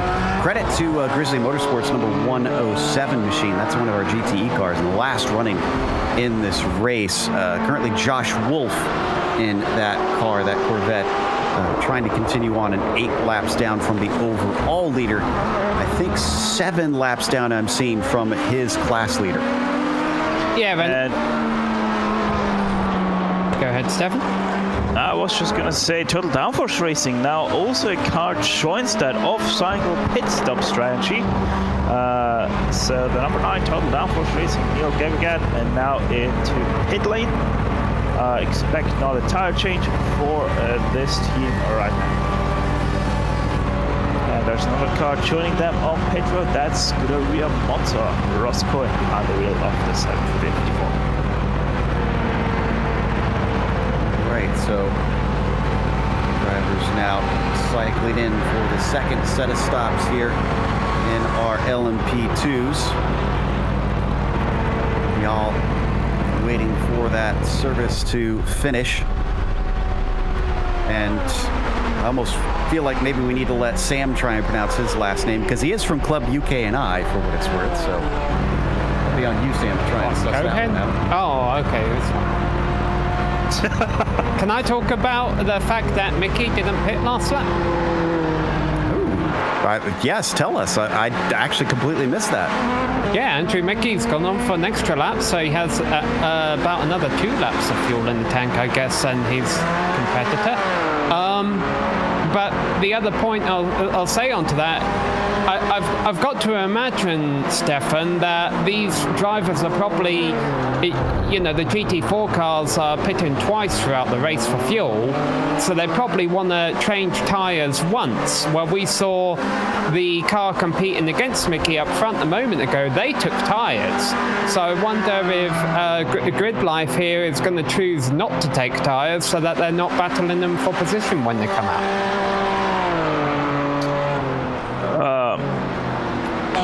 I have to say, I did do some practice in the GT4 because I want to see what they have to brake for chicanes here. I honestly did not take a look at the tire wear here, but I imagine that you actually want to take tires every stint.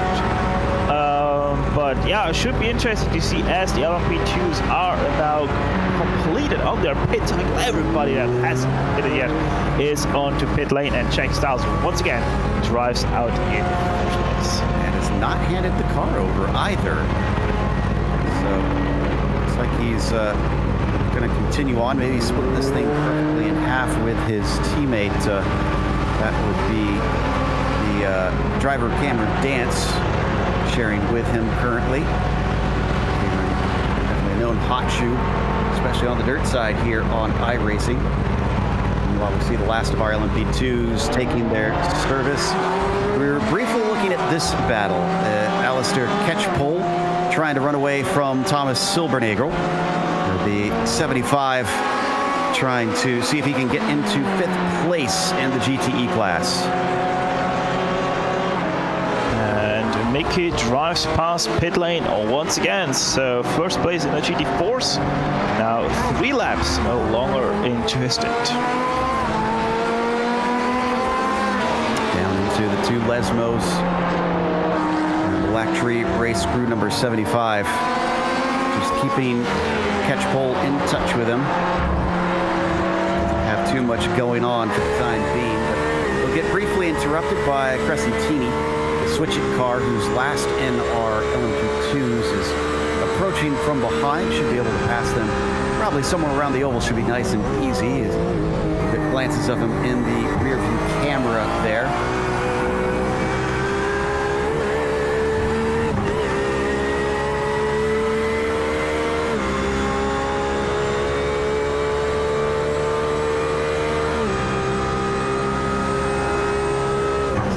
By the GT4 Brett Stevens, one of our first pitters over in the GT4 class.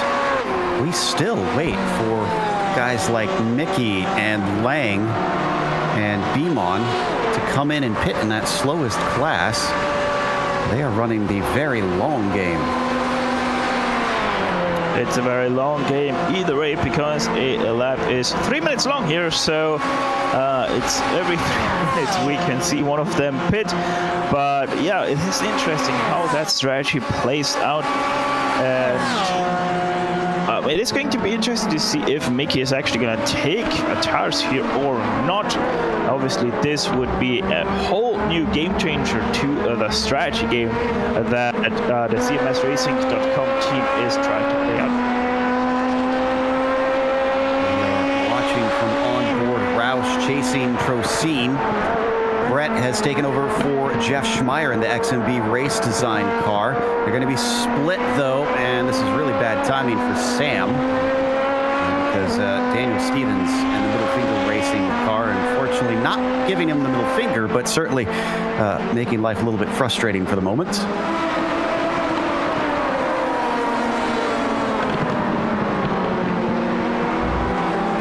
You know, we had something curious happen in the last race where the cautions fell at a time where some of our GT4 drivers tried to run as long as possible. It apparently went 7 laps or something like that over what a typical stint would be in those cars, and managed to take a victory because of that. Could our drivers be trying to stretch it to a single stopper here today?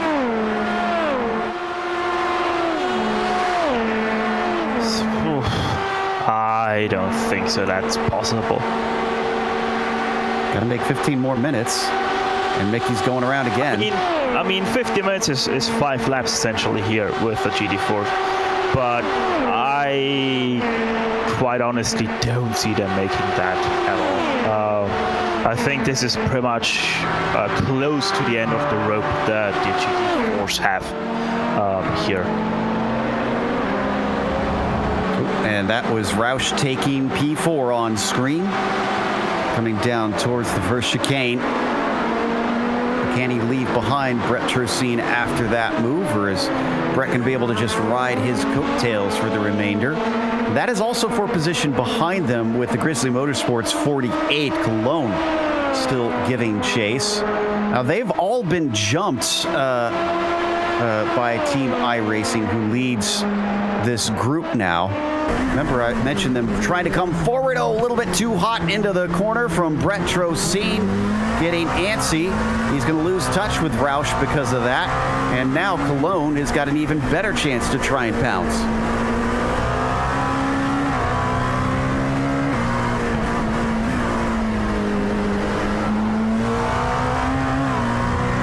Hop on board with the Grizzly Motorsports car.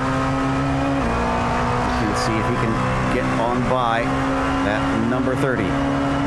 That 48, by the way, is quite interesting, Coro Cologne, because he is the only car that is right now racing where they started. They started 6th place. They're still in 6th place somehow. They managed to do that with all the shuffling around Team iRacing, for example, up ahead. They started in 11th place, right now 5th place. In behind you have Total Downforce Racing at 1 point up to 4th place from 10th, and now they're back at 8th place. So a lot of shuffling going around, and obviously you also have the Evolve SimSport Obsidian, which started in 9th place, now up to 3rd place. So it is really interesting how that Grizzly Motorsports car has gone pretty much nowhere. Too wide once again. Cologne on the high side, and yeah, I was going to say, you might want to bail out of that, Brett, as he eventually gets out from behind Erasmus. Did look a little sketchy trying to transition from the apron to the banking there, even though there is a little bit of banking on the apron.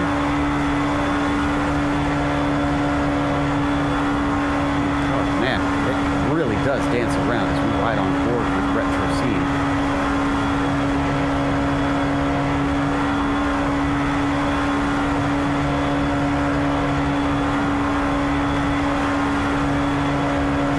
Down towards the next braking zone. Cologne still a little too far ahead, so Brett will have to settle for that 6th position. Let's see, we're down to 41, 2 hours and 41 minutes left, 1 hour and 41 minutes left, rather. And still Andrew Mickey continues on. I don't know. So is John Lando in the Porsche behind him. So let's not count Land out of this, because he's, 15 seconds back? 13 seconds back. He's actually closing on him. See, while he is still continuing on, there's one extremely big problem that Andrew Mickey has, and that is actually lap times, because Brian Blanchett, except for the last lap where he had traffic, he's actually 2 seconds a lap faster than Mickey. And Beamon has given up the ghost. The 282 is in for service. It looks like he probably won't be able to go the rest of the way, but he is going to swap drivers, and they're going to put Patrick Stein in that Mad Sim Racing yellow car.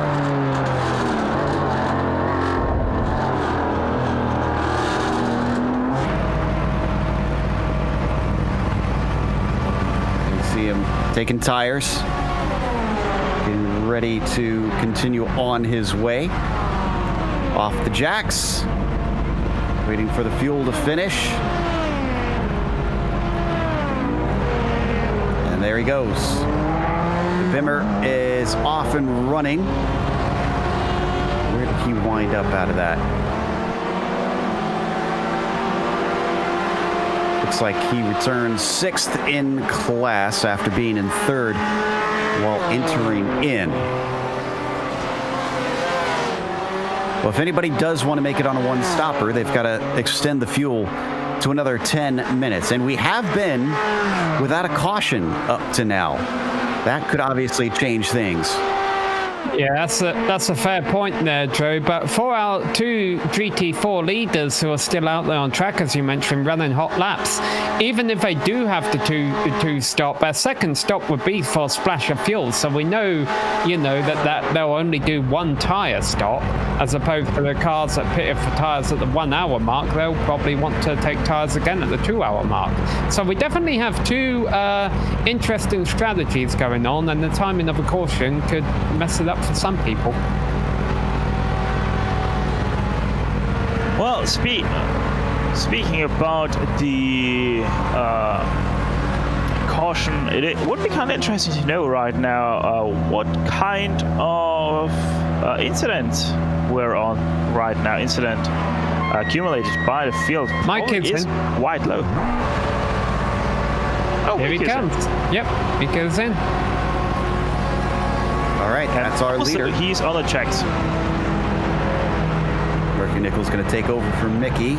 He'll be joined by John Lang. So there goes that theory, but they still went quite a while and should be able to make it till roughly about 20 minutes left in the entire race. Yeah, if they don't have a caution before, then it could be even less. So expect a driver change here. Lan gets out of a car and Harper gets into the car. They're giving me the easy to pronounce names, Joe. I was having audio issues a moment ago, but while I had those audio issues, I figured out that the driver of a number 9, you pronounce his last name Gagan. And the way I figured that out, there is actually a YouTube video on how to pronounce his last name. Look at that resourcefulness from Sam Ryman. Ladies and gentlemen, Niall is still running in 8th in his class currently. We're waiting for Harper to finish his pit stop now that Murphy is already running. There he goes. Harper joins. So where does... And Blanchard is passed. Indeed, Stevens is passed. So... And they both took tires, so there will be a bit of an advantage for Nichols here in that he does have slightly fresher tires. And actually, looking at the lap times here between Blanchett and Murphy, well, Mickey rather technically, Mickey was very consistent, 59, 59, 59. Blanchett, but Blanchett was indeed quicker by a decent margin on most of those laps. Ooh. Yeah, on laps 25 and 27, so quite some traffic. And on the last lap, he actually also got pushed out on a start and had to serve a slowdown penalty on top of it. So he would be even further ahead right now if it would be for that. Blanchard very deep under the brakes there, and that might actually give the car behind him an opportunity to make a pass. These two aren't, they are leading the class now. Sorry, my time in the scoring wasn't updating. They got a GTE car coming down into De La Roja here, so they're not going to be able to do anything about that. Once again, Blanchard deep on the brakes, and Astra's going to hand the lead over. Oh, will it? Or is it? Nichols is off. Nichols off into the kitty litter, and Blanchett easily able to sneak right back through. So, a little bit of luck in favor of him, but oh my goodness. You said it was Gagon is out? That's correct. That's what the YouTube video told me. Okay, all right. He nearly ran into both of them there as he got wobbly down into the first Lesmo.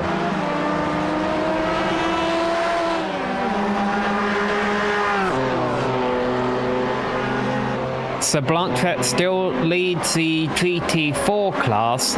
But yeah, you were making that note, Stefan, that Mike's laps were off a little bit. You know, that he was losing time to Blanchett while he was staying out there running that stint long. But my defense for doing that was he really didn't have a lot of traffic while he was doing that. Yes, he was running 2:59s, but it was consistent 2:59s. He never really had a lap over 3 minutes where he was, you know, getting caught up in traffic. Yeah, traffic is just that one thing. It is unpredictable and always will be unpredictable. But you still have to say Blanchett is that much faster. Now, obviously, calculate 3 seconds versus 10 kilometers of track. And yeah, you're only losing a second every 5 kilometers, and calculating that even down to just 1 kilometer, you're really not losing much, especially if you take out the oval, where you really can't lose time whatsoever. So Nichols probably, if he does make any mistakes, he's gonna stay with Blanchett, and that obviously helps them even more in the long run, because now they can maybe even save an extra lap of fuel behind them, and then they have to pay for even less fuel. So if they are not careful in that TMSRacing.com Team 2 car, this will snowball out of their hands. But they do have extra help coming if these two start to get to battling anymore. Running 2-minute 58s behind them is the third place car, the second CMSRacing.com, the number 178 machine. Stevens is closing in on these two. You can see him in the shot right now, trying to pull whatever tow he can off of those LMP2 cars. That's Masi and Mizomo, and that's a battle for position that's going on into the first chicane, and they're going to make contact. Tipped off the track. Unfortunately, the Scuderia Monza team is facing the wrong direction. That was a little bit of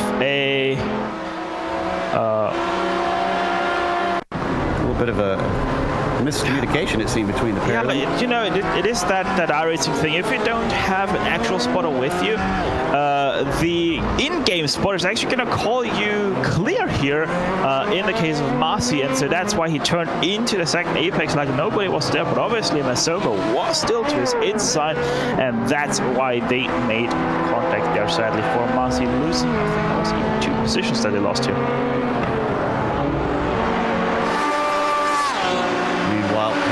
To our GTEs.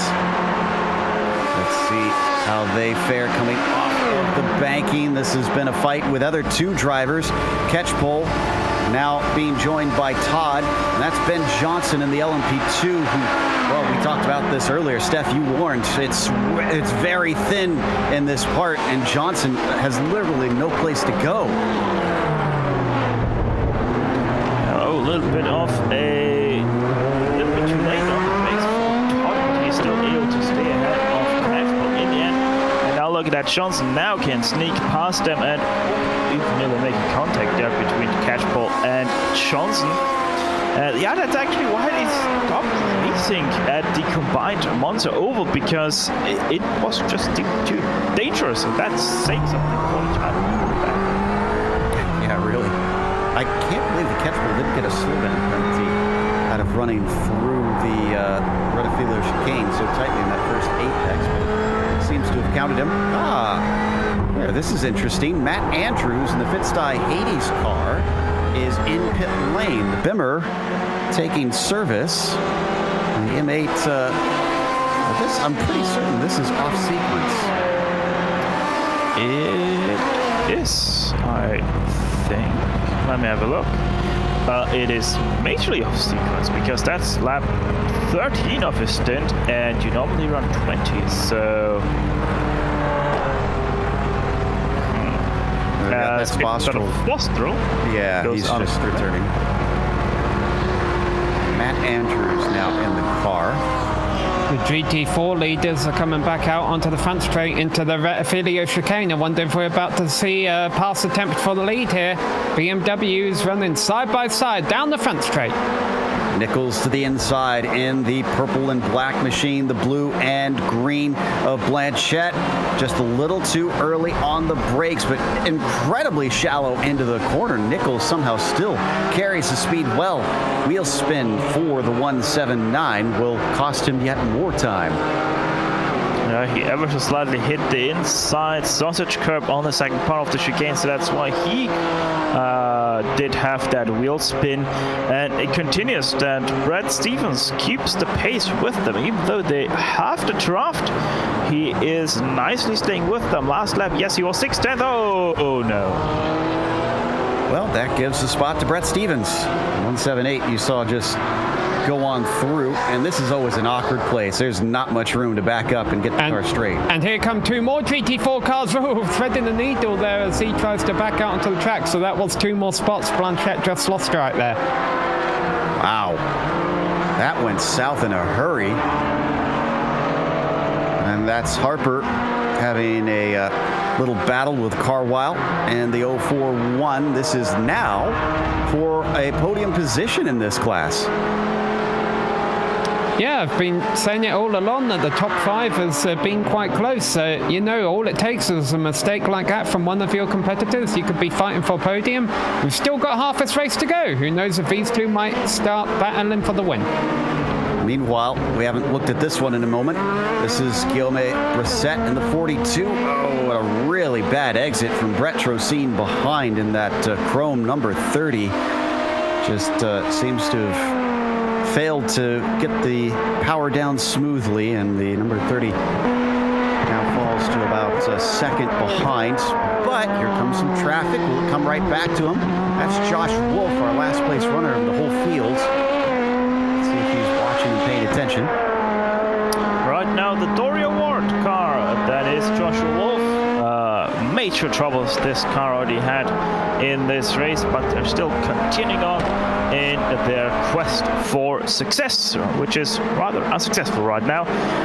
But yeah, Brett Trocine really is getting run over by Brissett, and I think even that he has some damage, Trocine, because on the straight he was about 20 kilometers an hour slower than Brissett.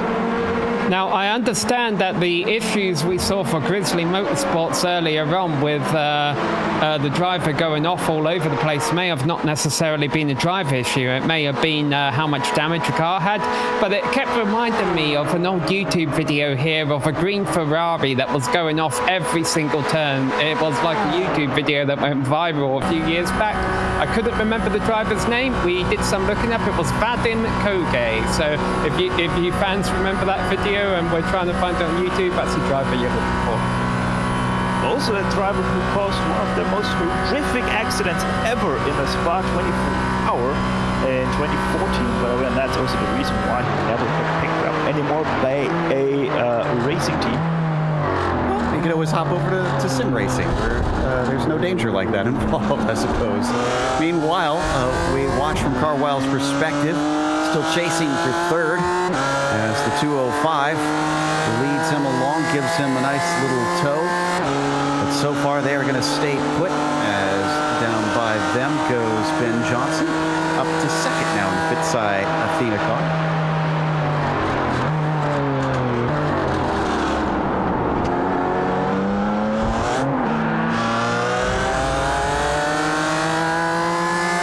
The battle for third is still on. Yeah, here we are. The battle for third. We're watching it in GT4 and some GTE traffic here. This is really the only bad place on the track to catch slower cars. It honestly is. And that's just going to shove him off that little bit. Is this going to give Ryan a chance to attack, or does he even want to attack? That's another question.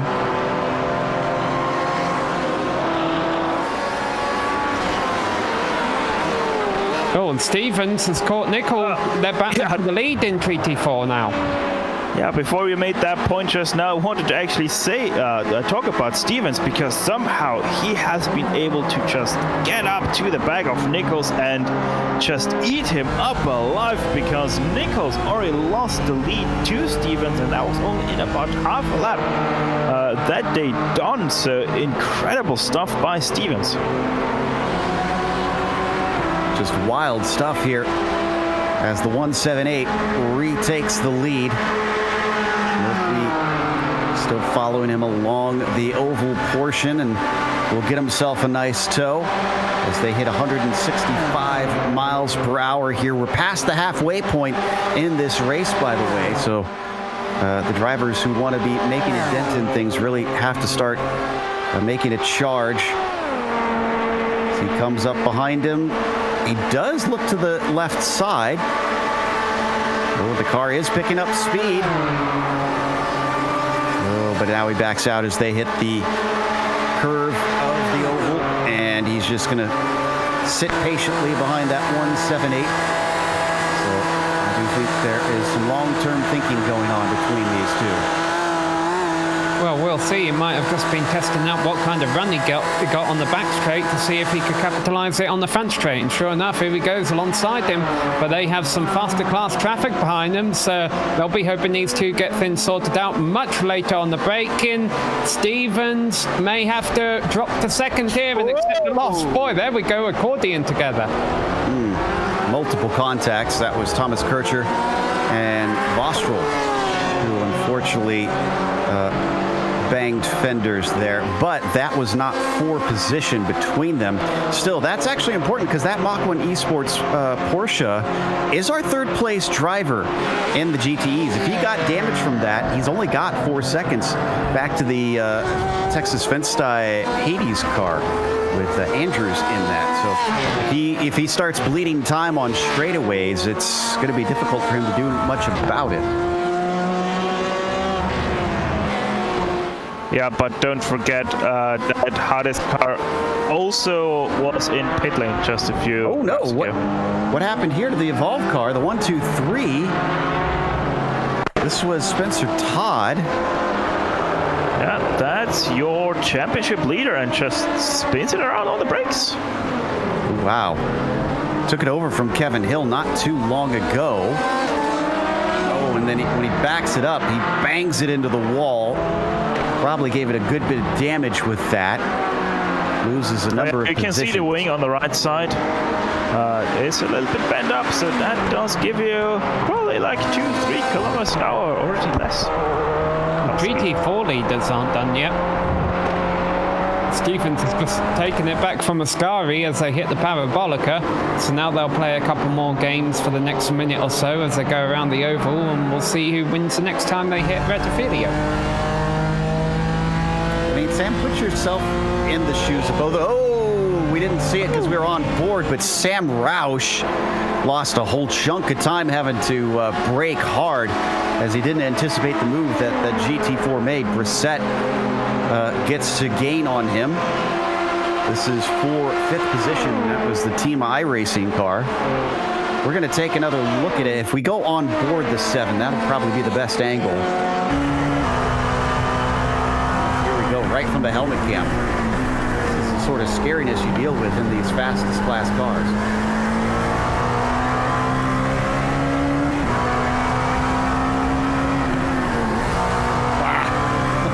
Wow. There was a gap, and then that gap disappeared. And that is just the problem that brings in this kind of multi-classes. Brissett goes to the inside now of Sam Roush.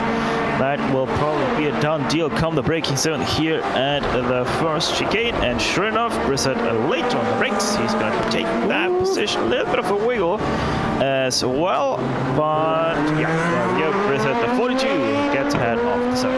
Looked awful unsteady under braking down into the chicane. So good thing he kept it together and managed not to lose the position. So Team iRacing gets shuttled back down to 6th because of that. It's very good on the brakes, though. Right behind for 7th place. They're side by side right now. Brett Trosin versus Neil Gagan. Oh, yeah, wheel to wheel as they come through Curva Grande. Shorter line for Niall. And Trosin has to drop in back behind. Decides to try and fight back. Breaks deep into De La Roja. Is it clean? It looks clean. Well, it did it first, and then the tail starts to wag on him. Gagon tries to attack back. It's not quite there. Nice move from Brett Trosin.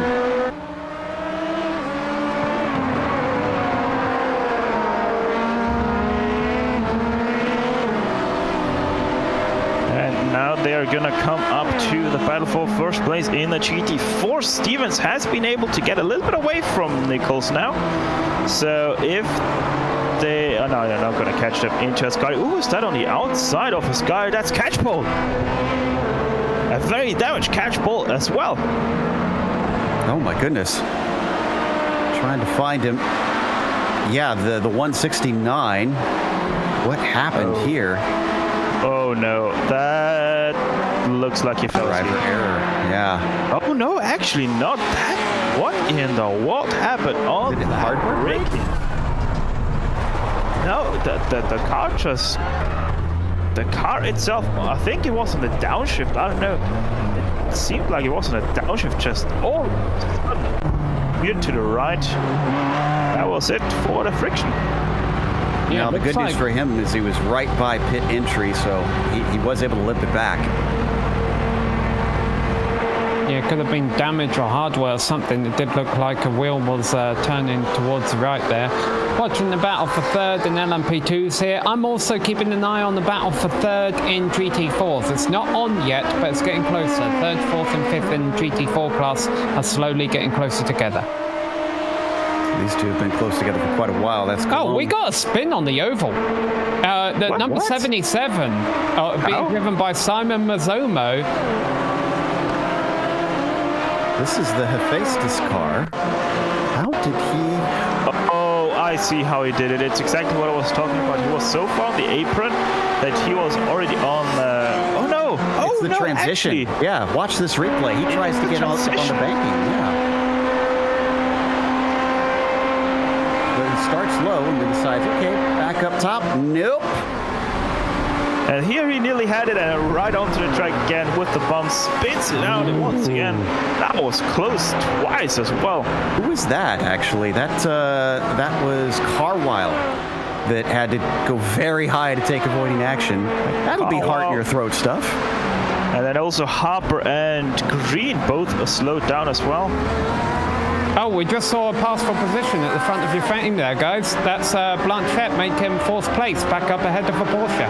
So he's coming back from that spin we saw him have at De La Rosa chicane a few laps back. And that was Harper who he passed, who had to slow down for the spinning Mazzomo. Here's the replay of the overtake. Blanchett just lost the position there in the second chicane. Just like he did earlier, we might get that on replay here. So yeah, there he did. He did a nice job of being able to beat the Porsche under braking into Rettifilio. They're letting the LMP2 by, but then he's probably wanting to open up a gap so that the Porsche doesn't get back by him when they get to the oval. And my guess is he just gets on the brakes a little bit too late for De La Rosa. And speaking about LMP2s, they are once again in their pit cycle. Second place, Texense Fitzy Motorsport Athena in pit lane as we're on the replay right now. And Harald Stadler just took over at that car as they are exiting the pit lane for the third time. Curiously, though, they spun before they came into pit lane, down into Parabolica. They went completely around, and there was nobody around them. That was completely driver error. So the Athena car experiencing some troubles here late. We talked about how good the pit stop is, but it's starting to unravel a little bit for them.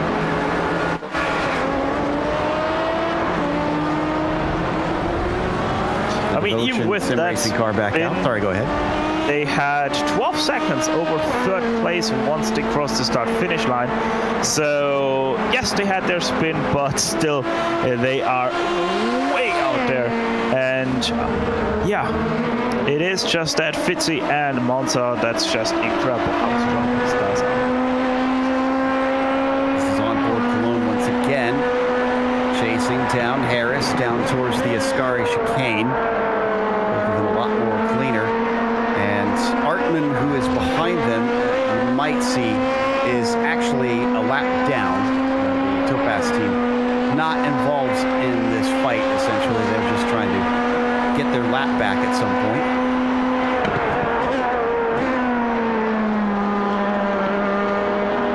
Let's see, we can see all three of them duck back in, though? No, actually, none of them. They're all going to stay out. Okay. That is actually Now, I don't think we're actually in the pit cycle here for them because it's only 13 laps in. I don't. You are correct. I completely forgot that they can do 15 instead of 12 laps. My bad. Because I wondered about that when we started to see a couple cars pitting, and I knew that there was that spin for the Texas Fitstyle car, because it just seemed weird that they would pit, because they didn't hit anything that I could see unless they got some damage that wasn't visible and had to come in off sequence. So, well, going back to what we said at the beginning of the broadcast, where we expect it's about 75-ish laps, I think they have started to actually calculate backwards now and say, all right, we're lap 41. We're early on the pit stop. We're so far ahead. We can actually go in and take the pit stop now and still be good on the pit cycle. I think that's what they did here with that spin from Johnson, or maybe he just got so tired that they said, all right, you know what, I can't drive anymore. I'm going to fall asleep if I have to drive another lap around the oval, and that's why they came into pit lane. Trying to maybe cover off those cautions. I see a couple are GTEs bidding. Tom Huggan for the Mach 1 esports car gives away third place momentarily and returns onto the track as we keep watching this fight for what is now second place. And our leader is in. The Aries car is coming along, and Jack Stiles has been in this thing since the beginning of the race. I have to imagine they're going to hand this over now. Yeah, probably should happen here. Jack Stiles is going to hand over the car as Cameron Dance also writes some stuff into chat accidentally about how he sets up his car. Whoops. Well, and I don't think you can erase that in the sim. No, you cannot. By the way, if you're wondering, it's front air B bar and rear air B bar, which I imagine 5 and 5, and the brake bias of 48%. You didn't have to read it out to the entire world, but okay. It's already out there, you know. Sam Roush immediately with the thanks as well, helping the iRacing team where he can. But let's be honest here, these guys are so far ahead. Nobody can really stop them unless they have some troubles, because at the time of the pit stop, they are a minute ahead of the third place car, which is also into pit lane, Evolve Sim Sport Grizzly as well. Now, in the meantime, Harris and Cologne also pit, but our leader in the GTE is handed over that top spot. The Calvert Dynamics 188 is in. You see Cameron Dance back returning. And Challenger in the Team iRacing car now. He's the hot shoe between himself and Roush, so this is going to be fun to watch. 188 has James Walker hopping in for Crum. Actually, he got in last stint, I should say. He returns to the track. Waiting for Cologne to finish his stop. And Joey Haynes, who's hopped into the Evolve's Obsidian number 6. There goes the Evolve car. He's out and moving. By the way, the Cameron Dance is already going through the first chicane. Stadler halfway on the backstretch of the oval, and third place has just entered the oval. That's how much of a difference there is between first, second, and third. Third, basically at this point, is about half a lap behind first place. And alternatively, we had a significant loss between third and fourth in our LMP2s. The Obsidian car gained about 2.5 seconds. So Cologne, unfortunately, did not come out smelling like roses on that one. He's got some work to do now. Yeah, that is down to a pit stop that's 1 second longer, and pit lane in general is about 2 seconds longer for Cologne, so looks like he had a bad pit entry or something like that.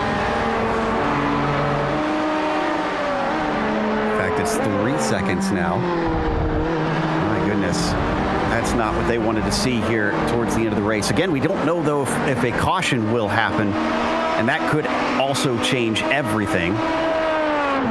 So who are we waiting on for second stops? I see the Evolve SimSport SPB. Did they just actually come out of their pit stop this last lap? I think they did. Yeah, Milwain in that car up at the top after taking only a 18 second stop. Yeah, here we go, is one of the battles we have as Blanchett once again passes Harper. I think that's the third time he's done that this run, but he keeps going wide at De La Rosa. But I just want to make a note that the top 5 in GT4 could fit in that gap between the leaders that we have in LMP2. The top 6 is covered by about 40 seconds, and that's saying something considering the fact that our 6th place GT4 car lost a connection earlier on in the race. Now, I don't know how off sequence they are, but it's still impressive, the tightness that we have seen them on the GT4 cars. So 4 seconds between Stevens and Nichols, and then you can see it in the bottom left of your screen right now, 46 seconds covering pretty much most, if not all, of GT4 cars still running. The other wild thing about that is all previous 3 races, the GT4 cars wound up getting separated by multiple laps in some cases. So this is wild that we've gone the complete reverse. And I wonder if the slipstream has anything to do with that, allowing them to kind of keep in touch with one another. Yeah, I think that's a lot to do with that. But I also want to make a note that I don't think we're going to see a caution. I think this race has been a lot cleaner than any of us were anticipating. I think they're going to go green to the end. And that's been a positive trend. We got some data from the organizers after last race that round 2 they went from 1,400 incidents to 700 incidents in round 3. So I think they're heading in the right direction. All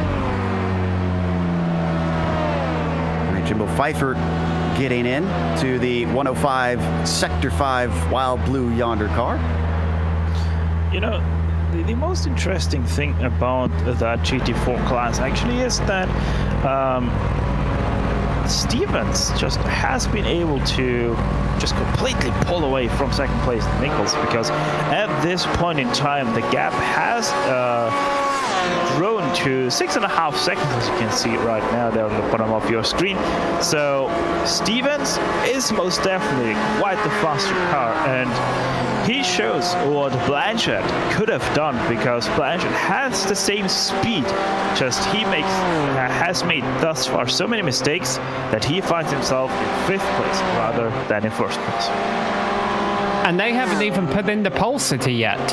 The 2 cars that have, the 2 drivers that have driven this 178 car so far, but it was Johnson who qualified this car on pole. So if he ends up taking the car over for the final stint, that's bad news for the rest of the field. Let's head over to Christian Challoner here real quick, who's quickly approaching the number 42 of David Soranzo and that Devotion Sim Racing purple car. Somehow Team iRacing had fallen down to 7th in that exchange. Remember, they were as high as 5th at one point. Now, also, before this battle gets a little too heated, we want to take a moment. Many of you may have noticed up at the top of the screen in our tower there, Racing for John, hashtag Racing for John. For those of you not familiar, John King, of course, has been a major part of the major series over multiple years, and in fact has had heavy involvement with the Kinetic Racing team as well. Unfortunately, we recently had heard news that he has been fighting brain cancer, and unfortunately has decided that he can no longer fight that fight, so he is living the rest of his life, you will, and we've been doing what we can to try and help with that and make it as comfortable and as easy as possible for him. So if you would like to donate, we have a link in the text chat, and again, a lot of the drivers also having that hashtag Racing for John on their cars here today, and their support of John King, who we all really miss. And I don't know if you're watching, John, but it's been good to hear from you recently, and we certainly miss you a lot out here. Down to the inside, overtaking Neil Gagon. That is Soranzo getting up into 5th. This battle has caught up with 2 other cars, so we've now got, a 3-car battle. Philip Broxkes in the Switch It car is not involved. He is currently down in 11th lap off of these 3. Yeah, and of all these cars, Neil is on the most different strategy because he's the only car that did not take tires. He's the only car that, did not take tires. I did say that correctly. So very interesting development here because Neil was very far back on these cars fighting. Same with Broxkes, by the way. So should be interesting how he is going to manage traffic and this battle on those older cars. So down into Ascari. Niall now has Christian Challenger there, and Challenger breaks deep into Ascari. Is it too deep? No, he handles it well. That's going to get him back up into 6th. Now he sizes up P5, Soranzo in front of him. I have to say, they started from the back, and it is indeed going a little bit better than what we've seen in prior races for this number 7 car. I mean, it's only 8 seconds up to 3rd place, but I don't think they can get any further than that, unless they have some sort of help from assistance from the 15 cars, because they are already a minute 10 behind the leader and about 20-something seconds behind the 2nd place. That looked a little scary there. And the lower side is shorter, and he's going to get the spot here on the oval as Christian Challenger is able to overtake Soranzo, but it's not done. There's a little bit of an overlap. Both of them having to split slower GT cars through a very antsy portion of the circuit. Even though he's holding low, look at this. Christian Challenger showing him how it's done. You remember, he was a former Oval Pro here on iRacing. Clearly knows a little bit on how to be fast around there, but coming off the corner, doesn't carry the speed. Here comes Soranzo back at him. He's fully ahead and lifting a little bit. Christian Challenger decides to save that fight for another day. You don't think he can get up to 3rd? I want to remind you, Steph, that Christian Challenger currently holds the record for most wins of anybody in the Majors Series and is the only driver ever to have won more than one championship in the Majors. So I wouldn't bet against him. I said he wouldn't get up to 2nd, but he can second, get up to 3rd. So it's only 7 seconds to 3rd, so that's going to be easy for him. And also, the argument with him being a pro oval driver doesn't really count here at Monza because it's a right-hand oval, and as we all know, it's the wrong way around for Americans. Yeah, I feel he's not an American, though. Yeah, I feel any driver who's good on oval normally. But as much as he races oval, he counts as an American. I think he has been integrated into that part of the world. Okay, so you've started beef with a Scot now here on the channel, yes. and now you're going to have beef with a Brit. So you're just trying to have the whole UK against you somehow. I mean, come on, like they're anyway floating away in the Atlantic.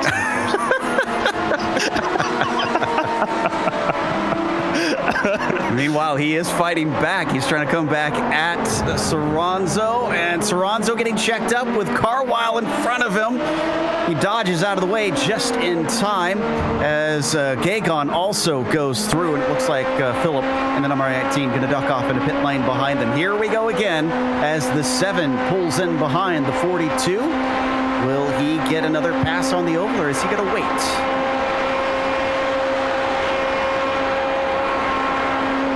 Seeing those sparks fly. The drivers don't. They don't want damage on the bottom of the car. And look at that. Man, the slipstream, very powerful. As Gagon gets back up, almost passing Christian Challenger, then deciding he doesn't want it here yet.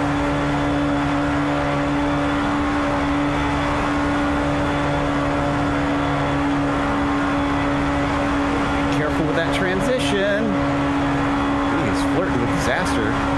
It is actually a good thing with the transition here in turn number 2 because the transition is not as bad. There's actually much steeper banking on the apron of the oval on turn number 2 than on turn number 1. So it is much safer to run down there than in the first part of the oval. Now that time Challenger did not fight. And if I know Christian, because I've worked alongside him in the booth a number of times, I get the sense that this is him saving fuel.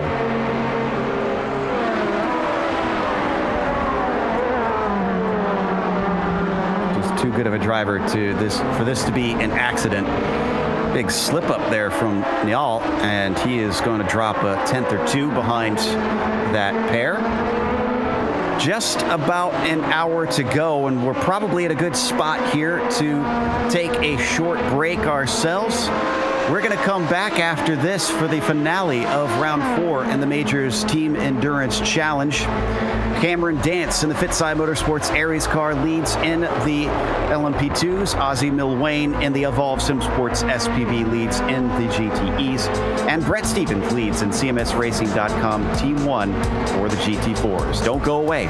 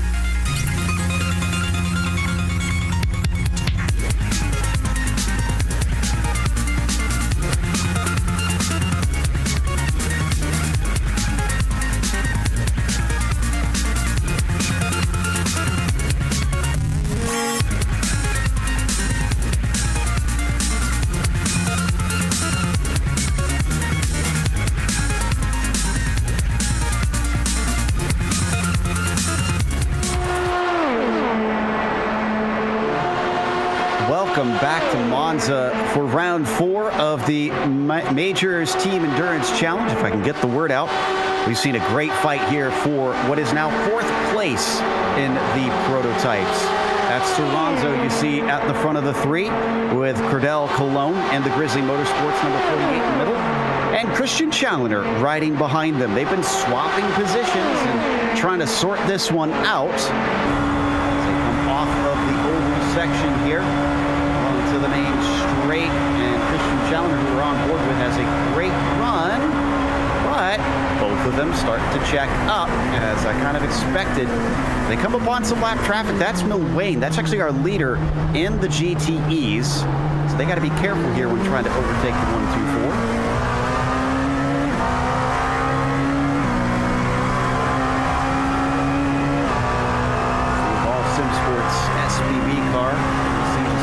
Side through Curva Grande. 1 gets through, 2 gets through, and all 3 are by. Challenger slots back into the racing line. Yeah, the good news about when these guys catch a GT4 leaders is, even though we've made a note that has been a pretty close race today, all 6 or 7 of them are fairly spaced out right now, so they shouldn't have to worry about those guys battling. Meanwhile, in the GTE class, Spencer Todd and Tom Huggan are battling for 4th place and ducking to the inside. The Evolve Sim Sports Titanium machine feels like he fancies that P4. Mach 1 Esports holds the high side as they now head through the banking. And once again, those bumps make it look so scary between the cars, plunging along at 190 miles an hour here as they bounce around on 2 different parts of the banking. There we go. Looks like Todd completes the pass, and they go by Nichols, our 2nd place driver in the GT4 class. We've got a nice battle for 4th place in LMP2 as well. The Grizzly Motorsports 48 and the 42 Devotion car running side by side as they enter the oval. As we were watching this battle a moment ago, and it's back on. Indeed, they have swapped positions briefly. So Toronzo back up in front of Cologne. Challenger watching from the tail of the train as we hop on board from David, looking over the rear wing. The 3 different top speeds of the different classes is impressive as well. Nearly 210 miles an hour here for the LMP2s, whereas those GTEs, as I mentioned, 190, and then get down to about 170 for the GT4s. As they come down towards the first chicane, Toronzo losing time, but Cologne bides his time. He doesn't attack into the Rettifilio and just stays on the racing line. They still have at least 1 more pit stop that they need to execute in this class, so they probably are saving for good reason. Oh, and we got a caution. There is the caution. They set the incident point limit low, I guess. Yeah, probably about 4. Now, for all of you for all of you fans wondering, well, why aren't they showing the reason for the caution? It's because it's an incident point count. For all we know, the reason for the caution is probably a driver putting their wheels off in some grass.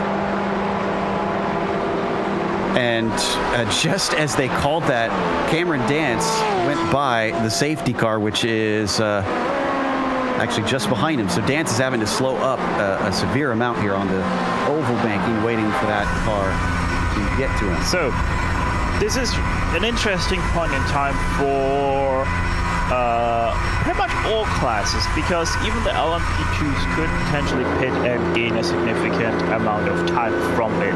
But obviously GTEs and GT4s, they pit now, and they are going to be good till the end. Because we're well inside the 50-minute mark for the LMP, for the GTEs once they get around for the pit lane to open. And I want to add on that, Stefan, it's interesting for every class because the track is so long, every class has a bunch of cars still on the lead lap. Exactly, that as well on top. For the LMP2s, it's going to be interesting because we might see a little bit of split decisions here, because some people might pit in and go, all right, we have to make a pit stop nonetheless from this point out. So go into pit lane, take that pit stop right now. Yes, we lose track position, but that means we are going to have to fuel less at the last stop that we have to make. So people are going to really crunch the numbers now. What can we do? What shall we do? Team iRacing probably one of the best positions right now because they did save a lot of fuel. So they don't have to fuel as much. And if the people right ahead of them also going to pit lane with them, they'll just jump them in the pit lane because they have that advantage of saving that fuel. And by the way, they really had to slow down just now for the queue, the end of the queue there, for rather behind a safety car. So that was also a little bit interesting because they had to go 3 wide to avoid everybody. Yeah, they're going to catch, everybody's going to catch up pretty soon, actually, as the last car, Jonathan Bain, riding behind Patrick Stein, is just coming off of Parabolica. So they only have to catch up to the tail of the train, which is currently just on the front stretch. So pretty much the oval portion is easily flat out, naturally. So easier to make up time to our leaders. And go ahead. yeah, and the fact that we have a smaller field than normal, 33 cars, you know, if there is a driver who gets caught out, you know, has a long stop or whatever under this caution, or finds himself at the tail of a train, they won't have as hard of a job as what they normally do trying to navigate their way back up through the field, especially because you go, you know, down the long straight into the first braking zone, and even though even though when the safety car peels off, they'll be racing on the road course portion, there's plenty of places where any LMP2 or GTE cars that find themselves stuck at the back should quickly be able to find their competitors back up front. Now, to counter that, though, that's only if drivers behave on the oval portion on the restart, because, I mean, if everybody fans out, it's not that wide of a track through that part. So they've all kind of, I almost wonder if they need to start communicating with each other and say, well, the GTEs take the middle, GT4s take the low line, and LMP2s take the high line, just so that nobody miscommunicates and runs into each other.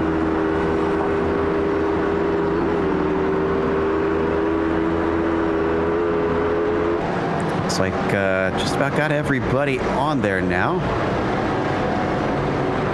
So cars now catching up. Sorry, go ahead. I'm gonna put myself quite far out the window and say Finzi will not get affected by this caution whatsoever. They have way too much speed over the field to really be in danger here from losing much, unless they get really bad traffic. And I'm talking here solely about the Athena car, because the RS obviously is the first kind line. These guys most definitely might be a little bit in the danger zone of losing that second place, but apart from that, they just have too much pace to really be here in danger whatsoever. It's going to be a little bit more interesting with the GTE battle, because we still have the top 3 on the same lap here, and these guys have very similar speeds, and if they actually somehow get bunched together, these 3 will most definitely be out for a fight in the last about 15 minutes that are still left, 45 minutes that are still left in the race. And obviously everything is still wide open in that GT4 class, because all cars, believe it or not, are still on the lead lap. And I want to throw something else into the mix here, and that's that we're probably about to have every single car on pit road. It's a narrow pit road. Now, you can go through pit stalls, but not on pit lane itself. There is a potential for collision, so hopefully we won't see too much of that. Oh, but Dance fakes him out. He decides to stay out. I don't think this is the good call. I was just thinking about it. This caution is going to go for a while, because they already announced they're going to extend it 1 lap longer than normal. So by the time we get going racing, it'll be what, maybe about 30 minutes left? Maybe a little more? Yeah, perhaps drivers are good. Roman Grosjean was not stopped on pit entry, so everyone taking advantage here back towards the field. I can tell you Jordan Johnson, the driver who set the pole time in GT4, has gotten behind the wheel of a lead GT4 car. Funny that you mentioned Romain as well. Grosjean's actually, from what I've read, been practicing on iRacing for his IndyCar debut, so pretty cool to know that it's good enough that he feels that'll help prepare him.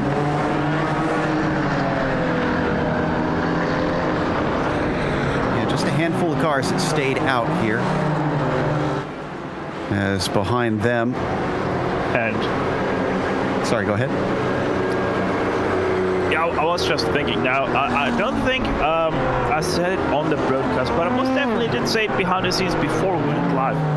And that was Fitzy. Oh, way we're gonna win today's race is by outsmarting Fitzy on the stretch, which, if you know them, is also a very hard thing to do. And this is right what I meant, because both Fitzy cars stayed out.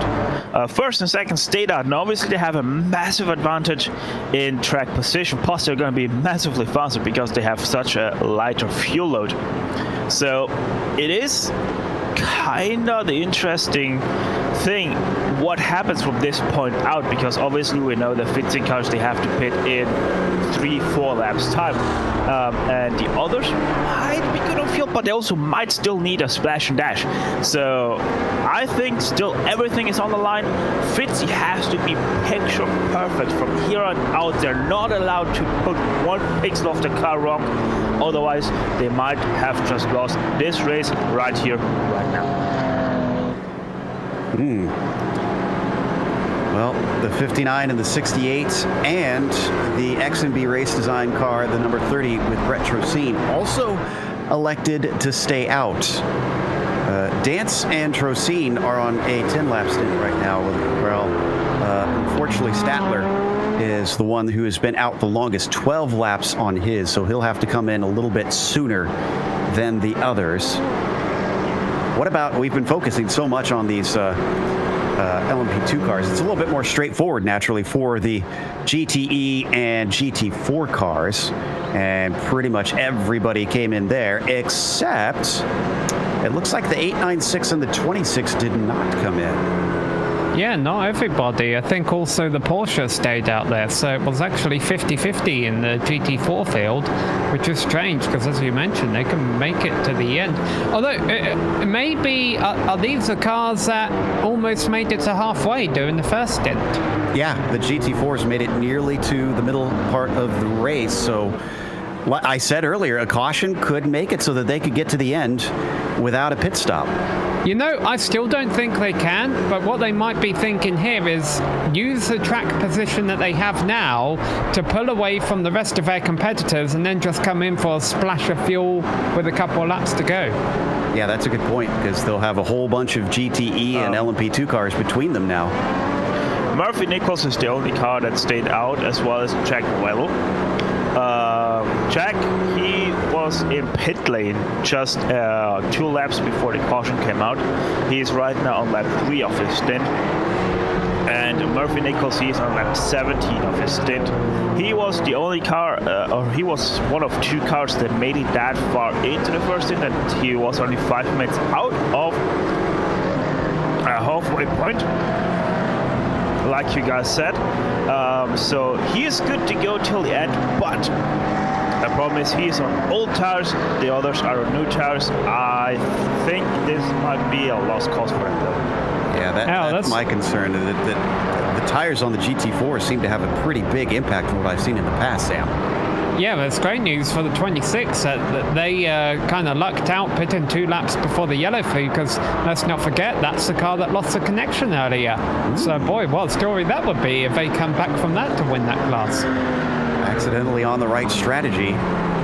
Yeah, they should be pretty good to go. If anything, the Grid Life iRacers bombshell team is probably in perhaps the worst position. But we did mention there's going to be a lot of cars between them, so there's going to be a decent-sized gap. It might come down to how fast they can be at the end to try and hold back the field. Now, the lights, I believe, are still on the pace car. Yes, they are. Yeah.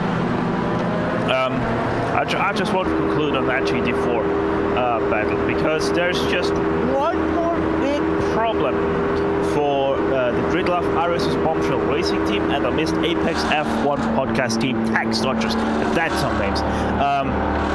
And the problem that they have is that 178 car, the CMSRacing.com Team 1 team, has one guy in that goes by the initials of JJ. It's George Johnson, and he put that car on pole by quite some time.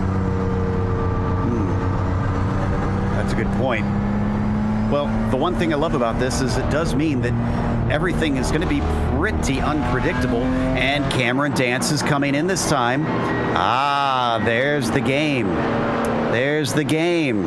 Very smart game.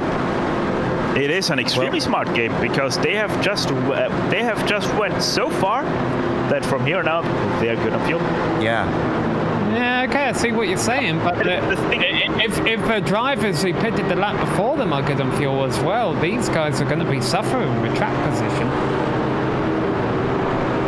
But we've seen them have better pace than everybody. I kind of think this is the right call.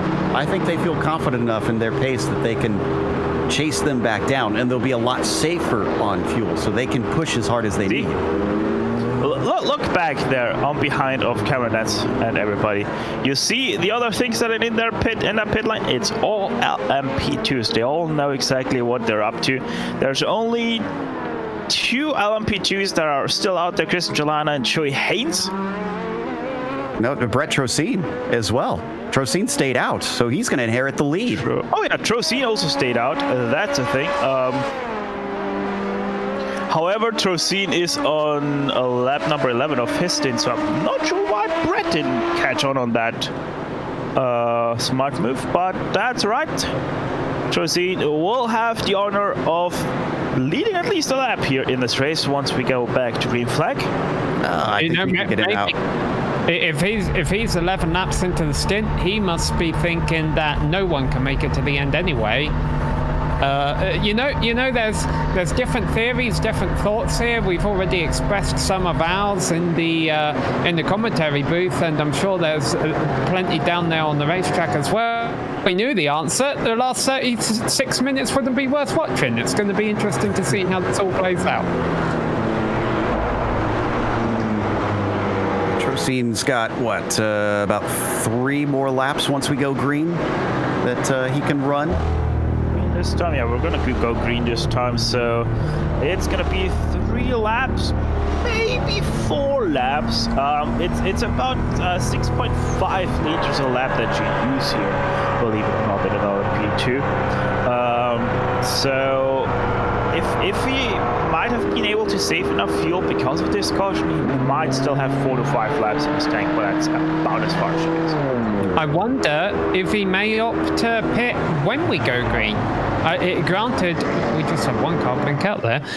Granted, yes, you're still going to lose more time than you would if you had pit under caution, but you might not lose as much time as you would in a lap or 2 when everyone is racing at full speed.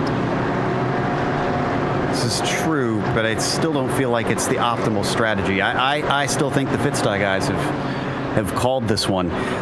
Just some information maybe help that, though. 6 minutes was the last pace lap for Brett Trocine. So when we go green, we are going to be at under a half an hour left. I'm pretty certain that most of, if not all, of the LMP2 should be good to the end. It'll just be more of a question mark for those who pitted on the first caution lap. How many cautions laps did we have? Was it 2 or is it 3? It's been so far ago since we got that yellow flag. I don't remember anymore. Well, they've already extended. They've already extended the caution. So, and they said they'd only do it once. So I think we should be going back green. We have Team iRacing and Evolve on a lap that they have put on already.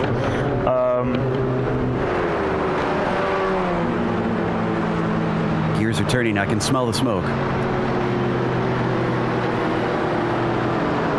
Boy, Boy, they are really turning. Steph is trying to suss something out here. Yeah, it is the question of how much fuel have they used in that one lap. He's trying to work that out. Back to that GT4 fight to the finish. I'm pretty certain that with as long as this caution is gone, Sam, I think I would side on go for the side that the 896 should be able to get to the end. It's just I don't think we'll have very good tires for it. Yep, no, I'd agree with that. The other concern that you have, of course, is that this is a timed race, so we say there's 33 minutes left. Well, there might be 35, 36 minutes left. Good point. Yes, it's a long lap, so they could wind up with an extra 3 minutes if you're one of the GT4 drivers. So will they be going here into the oval?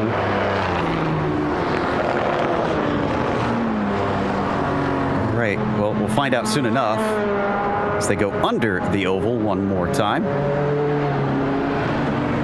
This is one of the strangest figure of 8 tracks that you could probably have placed and constructed, but it is technically a figure 8. It's a figure 8, it's a clockwise track, it's a counterclockwise track, it's an oval, and it's a road course. It rewards high speed, it also rewards downforce in the turns. It has just a little bit of everything. It's almost, I mean, it's sort of like a fantasy track that they would have built today, but instead they decided to build it almost 100 years ago. Meanwhile, we're getting ready to go, and it's not Trocine who will be leading the way. The pace car has Murphy Nichols, our lead GT4, up as the front car. So, as the 896 waits for him to enter, should be pretty soon here. There he goes. Nichols has control. And he is off. Green, oh, I thought he was off. Now we're going. Green flag is out as everybody starts to pick up speed. And there goes Brett Trocine. He did not pit that time. Oh, but he barely gets to the inside of that 3 wide situation. Peter Vostrel, who was trying to get his lap back, made that a little sketchy.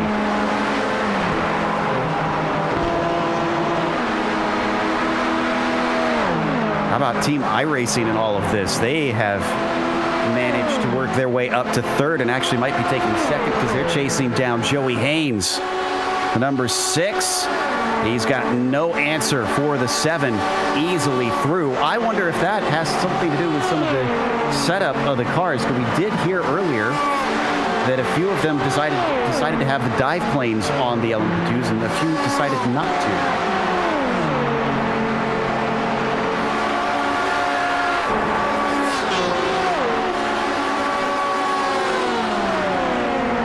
Checking notes here, and I think both of them should not have dive planes. So not sure how they were so much quicker, but look at this as the LMP2s are all having to weave in and out through the field. This is a fight for the 4th position. Oh no, they're going to come together. A big shunt, and that's going to send him into, who was that? One of our GTE cars. Waring. Andrew Waring. Was that our leader? Oh no. The Evolve Sim Sports SPB car. Just a complete innocent victim in that. One of the Team Fitzy Motorsports cars is still sitting there down at the chicane, the 77. Wow. That, you just cannot tell what is going to happen in racing. As we take a look at the replay, unfortunately some braking, and that was a lapped car, I believe. That was a switch-it car, I want to say. Yeah, that was a switch-it toppers right there that got shoved into the back end of the GTEs. What this has done has allowed Brett Trocine to pull a gap over the rest of the field of about 4.5 seconds. Christian Challoner, the next one behind him. but it looks like Brett is not pitting this lap. He's going to keep going, see how long he can stretch it. He did have multiple laps under caution, so he might actually be able to go more than the 15. I wonder if it'll stretch out to 16 even.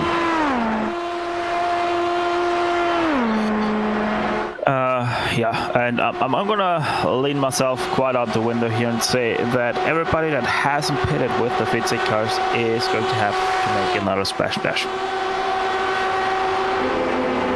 Ooh, and something happened to Mizomo here. Where is he? We're 8th in class. Did he get tripped up? No, this was a lone car incident just as the clouds came out.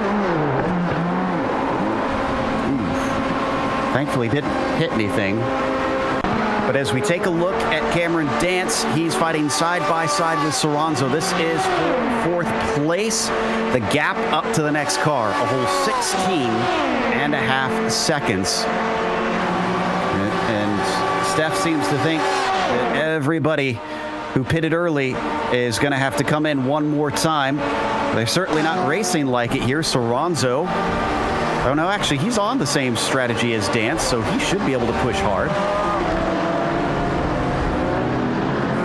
Yeah, the only cars that are not on the same strategy is Global SimRacing. Trozin's gone off. Trozin just went off at Delavosian, loses the lead. Ooh, and this was completely his own fault. Outbraked himself, took to the escape runoff. Didn't hit the sleeping policeman though, so saved himself from damage on the undertray. We will watch him on board.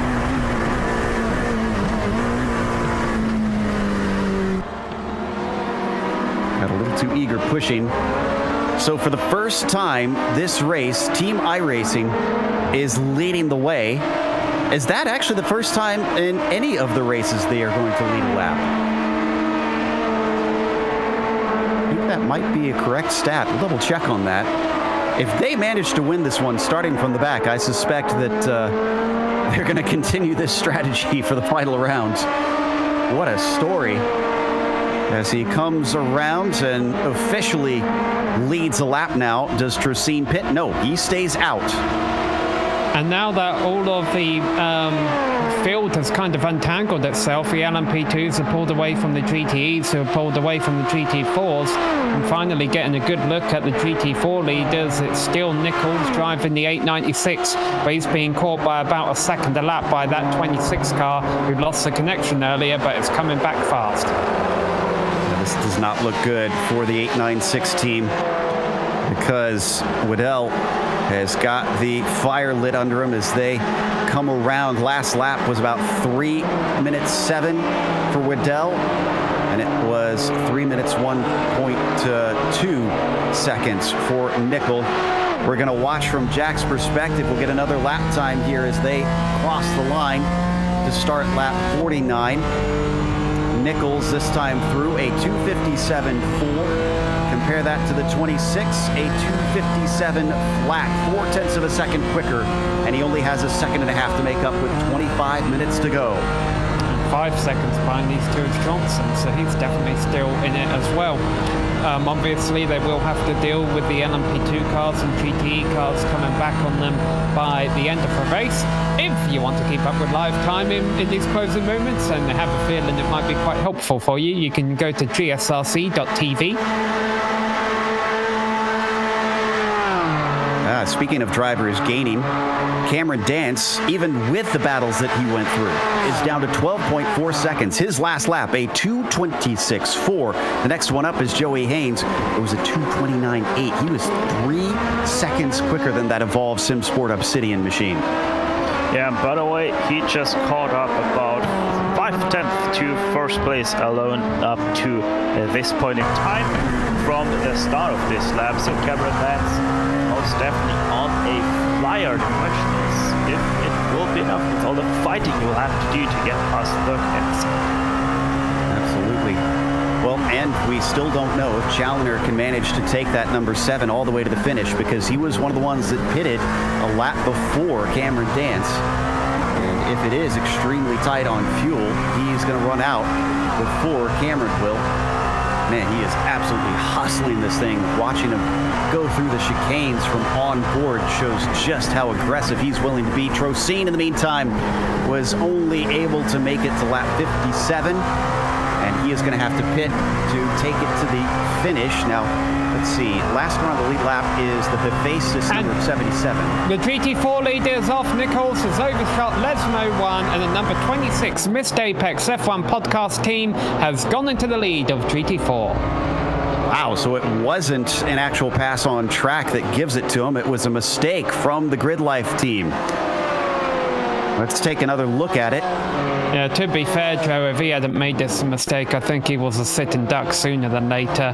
He was definitely forced into it. He realized the pressure was coming from behind, just completely overdrives the corner. I remember those tires are probably pretty worn out by this point, so that certainly didn't help it. If he makes a little mistake, it was all the more exacerbated. XNB handed the car back to Schmeier, and indeed, that is our third place driver already in the mix.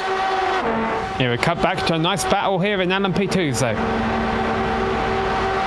This is coming off of the banking. Statler to the inside, or to the outside rather. Soranzo to the inside, coming down into the braking for the chicane. It looks like Soranzo will fend him off. Oh, but he's wide at the second apex.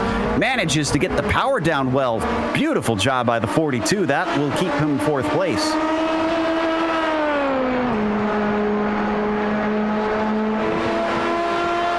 That gap from Dance to Haynes now down to 9.2 seconds between them.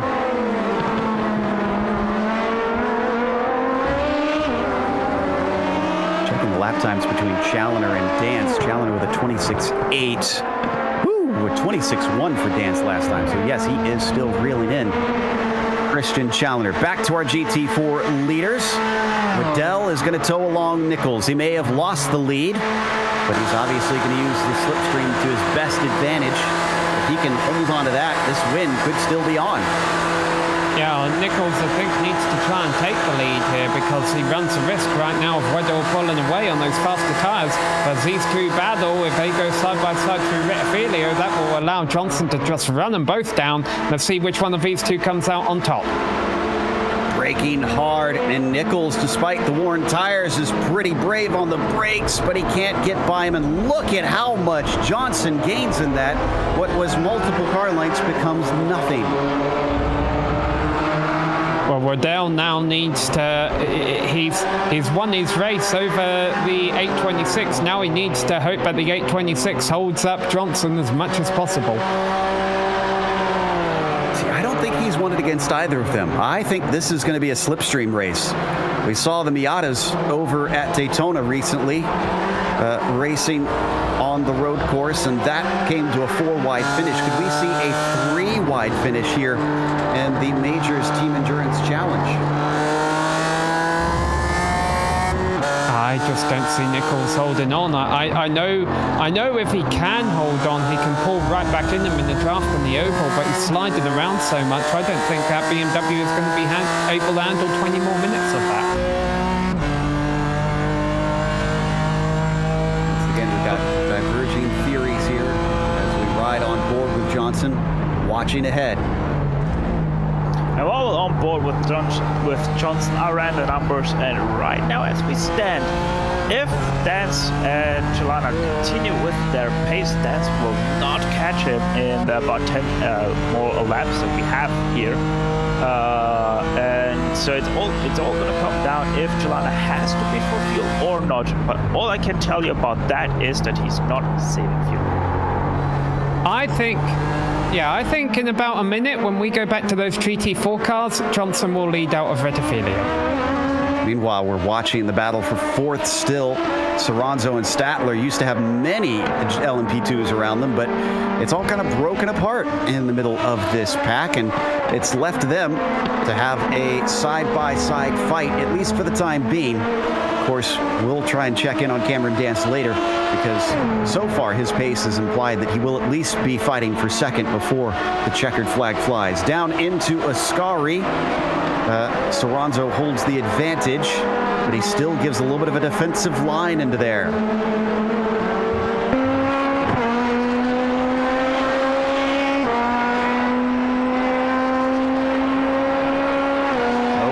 actually wanted to go over to the lead. Yeah. GT4s because they're side by side right now for second.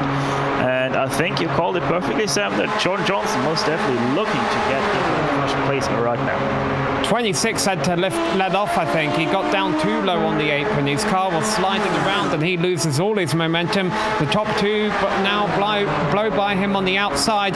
Johnson's going to have a slipstream. We know he has much better tyres. Who's going to be brave on the brakes? Well, there's the answer to that one, and I think that was an answer we kind of expected. Johnson leads into Retifolio. There's your prediction come true. Nichols runs second, though, and Waddell finds himself falling to third.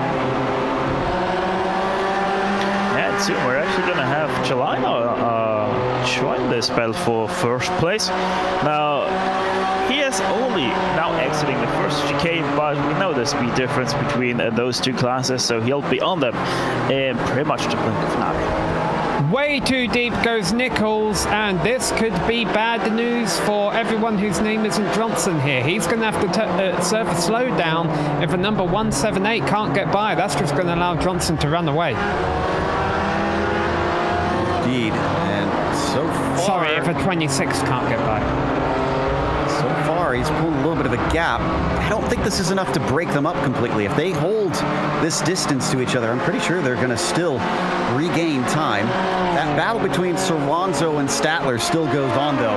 They're going to be side by side down into De La Roja. Soranzo once again has to play defense. Oh, but he's in deep. Here's the over-under as Statler tries to accelerate out, but unfortunately there is an LMP2 car right in his way as Soranzo parks it perfectly.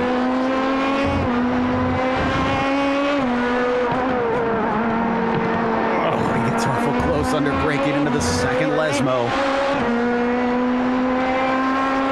Certainly is making David sweat, making him work to hold on to this P4. Keeping half an eye on Cameron Dance, who is approaching Joey Haynes, where he was down to about a second. I think he got caught up in traffic, unfortunately lost a bunch of time. Yeah, he was held up behind actually, never mind, I think. Oh no, he got held up behind the battle for fourth place in the GT4s. So that's why he had to check up. We stay with the battle for fourth in the LMP2s between David Soranzo and Harold Statler. They pick up the pace once again, coming upon our battle for the lead now. So remember, everybody's got their own motivations here as he almost chops.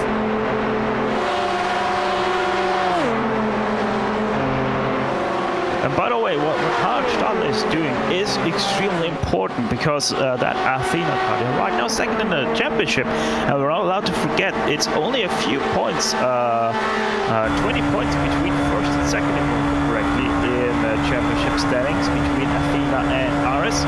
So every place he can get right now, Stadler is going to make it a little bit more possible to actually still win this championship. So this is not going to be over until the checkered flag has been waved. Goodness, Alonso is really weaving to try to break this slipstream. Yeah, you were right about the GT4 battle, Joe. They had spaced out by about 2 seconds or so, and then they accordioned back together by the time they got to the end of the oval. So yeah, Johnson definitely not safe yet. I've called enough of the Lotus 49 races here to have a sense of how powerful that slipstream can be along that long straight. This has been fantastic to watch. Soranzo once again covering off the inside down into De La Roja.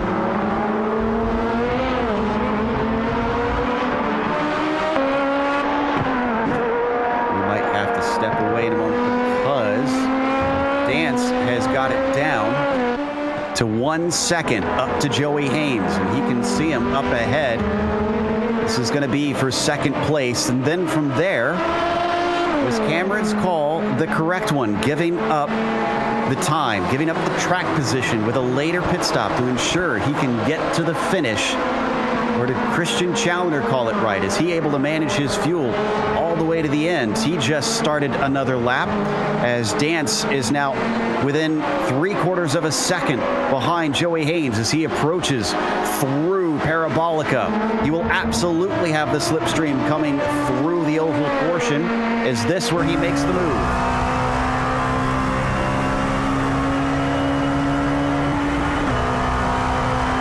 Less than 15 minutes left to go in a 3-hour-long race. And it comes down once again to pit strategy and fuel strategy. Like a rocket ship up along the high side. There goes Cameron Dance, easily into second place, past Joey Haynes, Evolve number 6. Haynes claws back in with the slipstream. He can attack back if he wants to, but does he?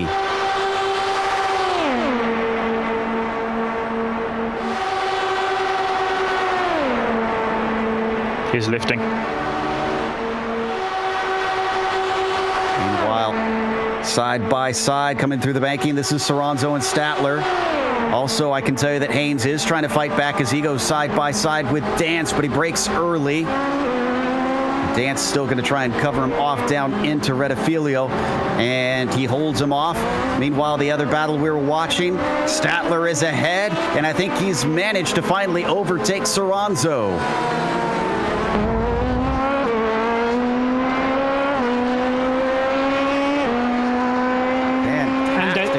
Go ahead. A change for second in GT4. Oh, they're almost hitting on the apex there, and that's going to cost Nichols some time. Take a look. I think they managed to avoid coming together. Yeah, well, this now means our two leaders in GT4 are the two on fresh tires. As Waddell, you can see how he's able to outbrake his competitor down into the corner. Almost overshot it, though. There was nearly contact, but I don't think a hit. So still the top three within drafting distance with 12 minutes left to go in GT4. Johnson in the CMS racing car, leading the 26 of Waddell, driving the Mist Apex car, and Murphy Nichols in third place right now on the old tires, the 896 Grid Life. Give a little bit of love to the 188 team, who has been leading the GTEs. That's James Walker. This is Jack Waddell here. Here's the 188. Took over for Kurt Crum, and really ever since the restart has held a significant lead over the next car back, which is the Pitstop Motorsports Hades number 164. 18 seconds between them. This Corvette has pretty much got free reign to the end. And the kind of funny thing here is this is the first time the Bombshell Racing team didn't get screwed over by strategy. Because every other race they have been screwed over so massively by strategy that they even lost massive leads till at the end of the race. So good on them to finally bounce back and have a good result, hopefully here in the penultimate round.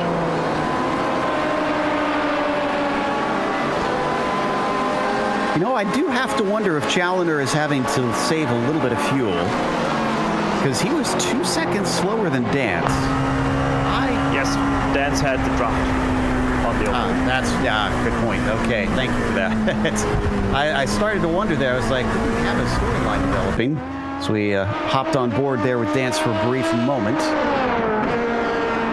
Excuse me, on board with Christian Challenger, rather.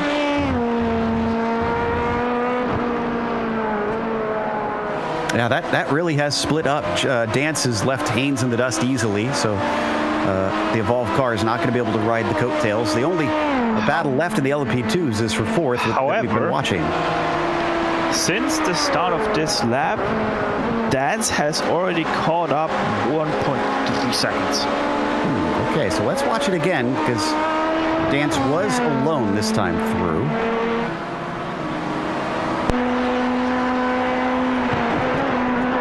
From his perspective. Oh yeah, he's massively saving. Chalina is massively saving. Oh boy.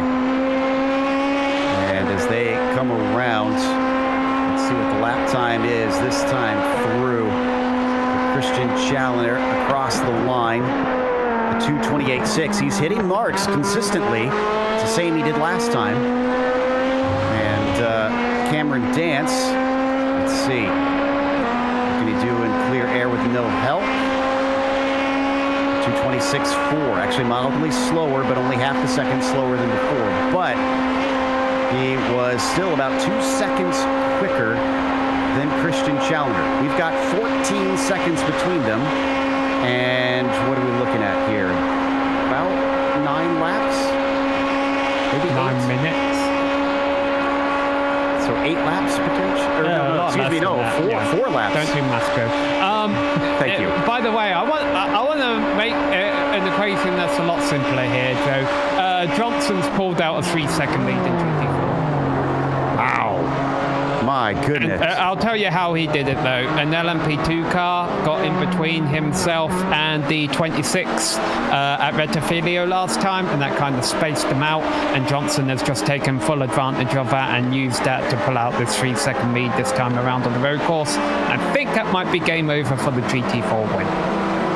It certainly looks like it. Of course, crazier things have happened. Nichols still trying to fight with Waddell in the meantime. With how much Challenger is saving in that LMP2 car, he's lifting a good 400 meters before the actual braking point. I would nearly say that he has to save, it looks like, by as much as a lap, and that's about 6 liters that he has to save. So we've had a development. Remember the XMB team who tried an off-strategy call? They have gotten a penalty for too many incidents. So we haven't mentioned it much, but at 20 incidents, you are given a drive-through, and it looks like XMB have suffered that here with less than 10 minutes to go. That drops them even farther behind of everybody else.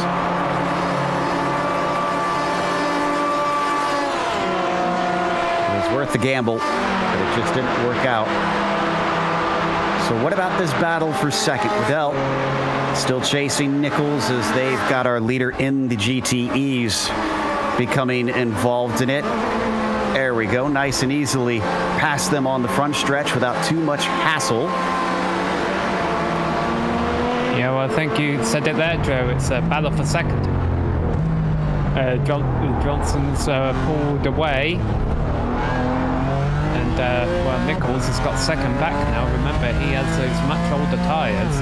But you know what? He's been out here long enough now. He knows how fast his rival can go. He knows how fast he can go on those older tyres. So that's going to be an advantage. I think it will be a side-by-side battle for second at the end here. And it has been 13 laps on the tyres for the 26. So I suspect they may have evened out by this point. That's possible. All right, Joe, I'm going to do math for you. Our leader just crossed the line now with 6.5 laps left, 6.5 minutes left to go, so that means 3 laps left. Our overall leader? The overall, because Christian Challenger actually went by quite a while ago. He's already... Oh, yeah, my bad. I'm looking at the wrong text straight. But so yeah, I'm good at geography and you're good at math. We'll leave it at that, okay? This is where we watch these two. Yeah, I was trying to think of a good comeback. I don't have one. Soranzo going to be overtaken. Almost shoved off the course there. Statler getting his elbows out to try and hold on to P4. You know, the thing still is for that P1 battle-ish that we don't really have, but have. Dance is not catching quick enough. He's starting, obviously, to progressively have to catch up more and more and more as time runs out. So right now, this is more of a battle of Challenger versus the fuel he has to save, because he is saving so massively that I'm starting to be convinced that he had to save about as much as a lap of fuel, and that is those 6 liters. So it is going to be the question, can Challenger save enough fuel on this track or not? This is really good timing, though. Look at the clock. Now we get an actual indication, now that I know where the track is.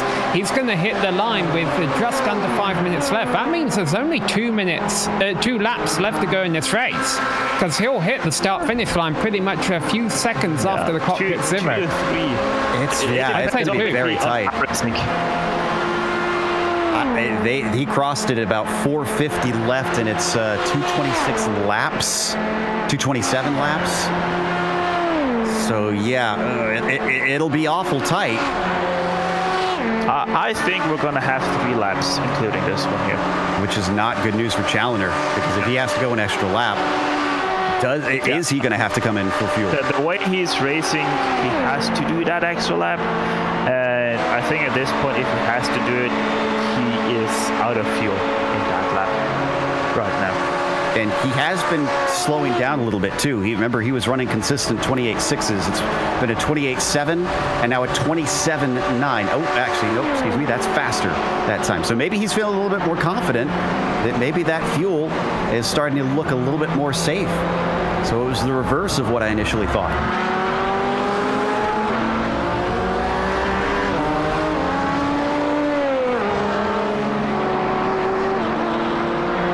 Goodness, this has been awesome here at the end. Bad news for the battle for second in the GT4s is that Nichols is now a 1.5 seconds back. If he continues to lose more time than that, can he get back from 2 seconds back? That's right on the edge. But Nichols lost a lot of that time due to the fact that the faster cars were going by him. Really, for Nichols here, it's down to nailing Ascari. If he gets through Ascari well, I think he'll still be within drafting range.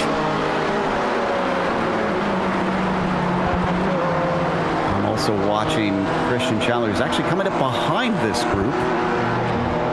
And he might slap them before this is over. So they might have a lap less, actually, in the GT4. Saw Nichols had a low wheel spin there. This is a battle on screen for 5th between Minkler and Hill. That's the Evolve Sim Sport Titanium and the Black Ball car. They're going to, once again, have a little bit of a slipstream fight coming through the oval portion. And Christian Challenger just crossed the line now, so this is the white flag, actually. It was 2 laps. Don't doubt my math. Yeah, well, here's the reason. It was a 2:30, significantly slower that time. I think he's trying to time it to that. That's a smart thing to do. He also caught a lot of traffic, but yeah, I definitely think his team would have been on top of that. Say, hey, you need to make sure you don't cross the line with more than 2:30 on the clock. 4 seconds faster, 5 seconds faster, just about. Between them. But as you mentioned, it might be intentional. He might be able to go flat out now. Maybe. We don't know. This is going to be a big question mark for a lot of drivers. Car certainly looks fast here, coming along. Maybe we should go on board. Let's see if we can hear him lifting and coasting. He did not lift and coast into the first chicane. That's telling. Okay. And it's only 5.3 seconds between himself and Cameron Dance as he works his way around the outside of L'Herbier. Is this going to be enough? Less than a minute to go now as Christian Challenger is trying to finally win one for Team iRacing here in the Majors Team Endurance Challenge.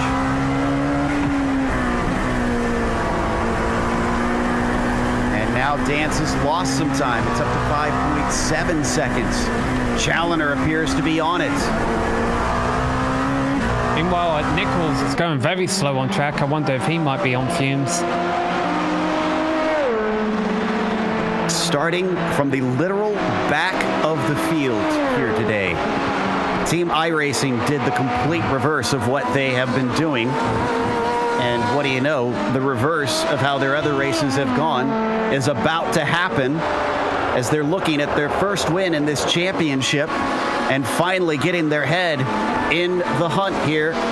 It's ticking down, and yes, it is going to run out. We are going to get the checkered flag, this time by for Christian Challenger as he exits Parabolica. The checkered flag flies, and the number 7 wins in Monza. Dance follows him home, less than 5 seconds back. And where is Johnson? Johnson not looks like too he'll be the far next behind them. one. Yep, he's coming through the parabolica right now for the final time. He's got a lot of clean air behind him. That's why he's going out wide here, letting the faster cars go by. And Jordan Johnson, this car was down in 5th place at one point, if I recall correctly, but it's going to come home in P1. Meanwhile, the 188 is still a good 17 seconds ahead. And I think, yeah, there are only 2 cars on this lap that are going to be able to finish in the GTEs. So this is easily going to be a cruise to victory for them and the Calvert Dynamics Bombshell team, and then a cruise to second for the Texans Fitzstye Hades car. While that's going on, Nichols is chugging along out of a final turn. He started the last lap in 3rd place in GT4, but he's going to finish 5th. Got a little bit close on fuel, it seems. But remember, he was that one who only did 1 stop. Wow. Cut it about as tight as you dare. And it still grabbed him was it a 3rd place? Or no, he finished 5th. Oh, yeah, no. 5th place. So it didn't pay off in the end for him, unfortunately. As we continue to watch James Walker, his teammate Kurt Crum probably cheering him on.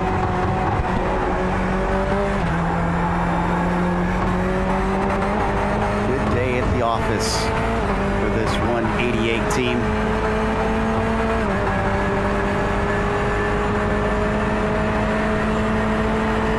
They started this race in 12th overall.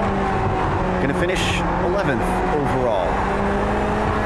As they exit out of the Parabolica. Cheers for the 188. Our Corvette wins today here at Monza, and that is the last of our 3 classes, so we're going to take a quick break here on the Global Sim Racing Channel. We'll come back with the unofficial results as well as driver interviews. Stick around because we have more to come.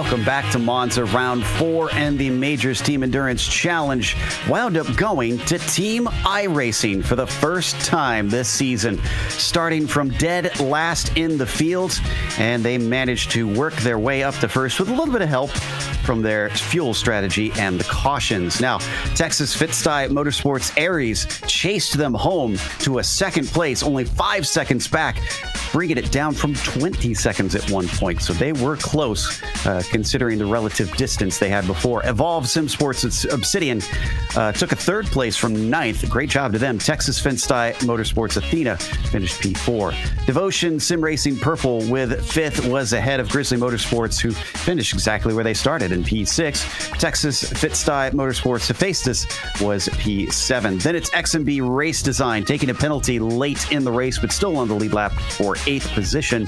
Suderia Monza, first car a lap down here in 9th, and Switch It Topaz finished 10th. In 11th place, and with that, the winner of the GTE class, Calvert Dynamics Bombshell Racing, a 188 machine, won it here today ahead of Texans Fitzy Motorsports Hades. The Mach 1 esports team finished in 3rd place with a Sector 5 Wild Bull Yonder in 4th. Evolve SimSport Titanium came home in 5th place, and with that, I think they actually did lose once again their championship lead here today. So that's most definitely going to be an extremely great battle in the last race of the season.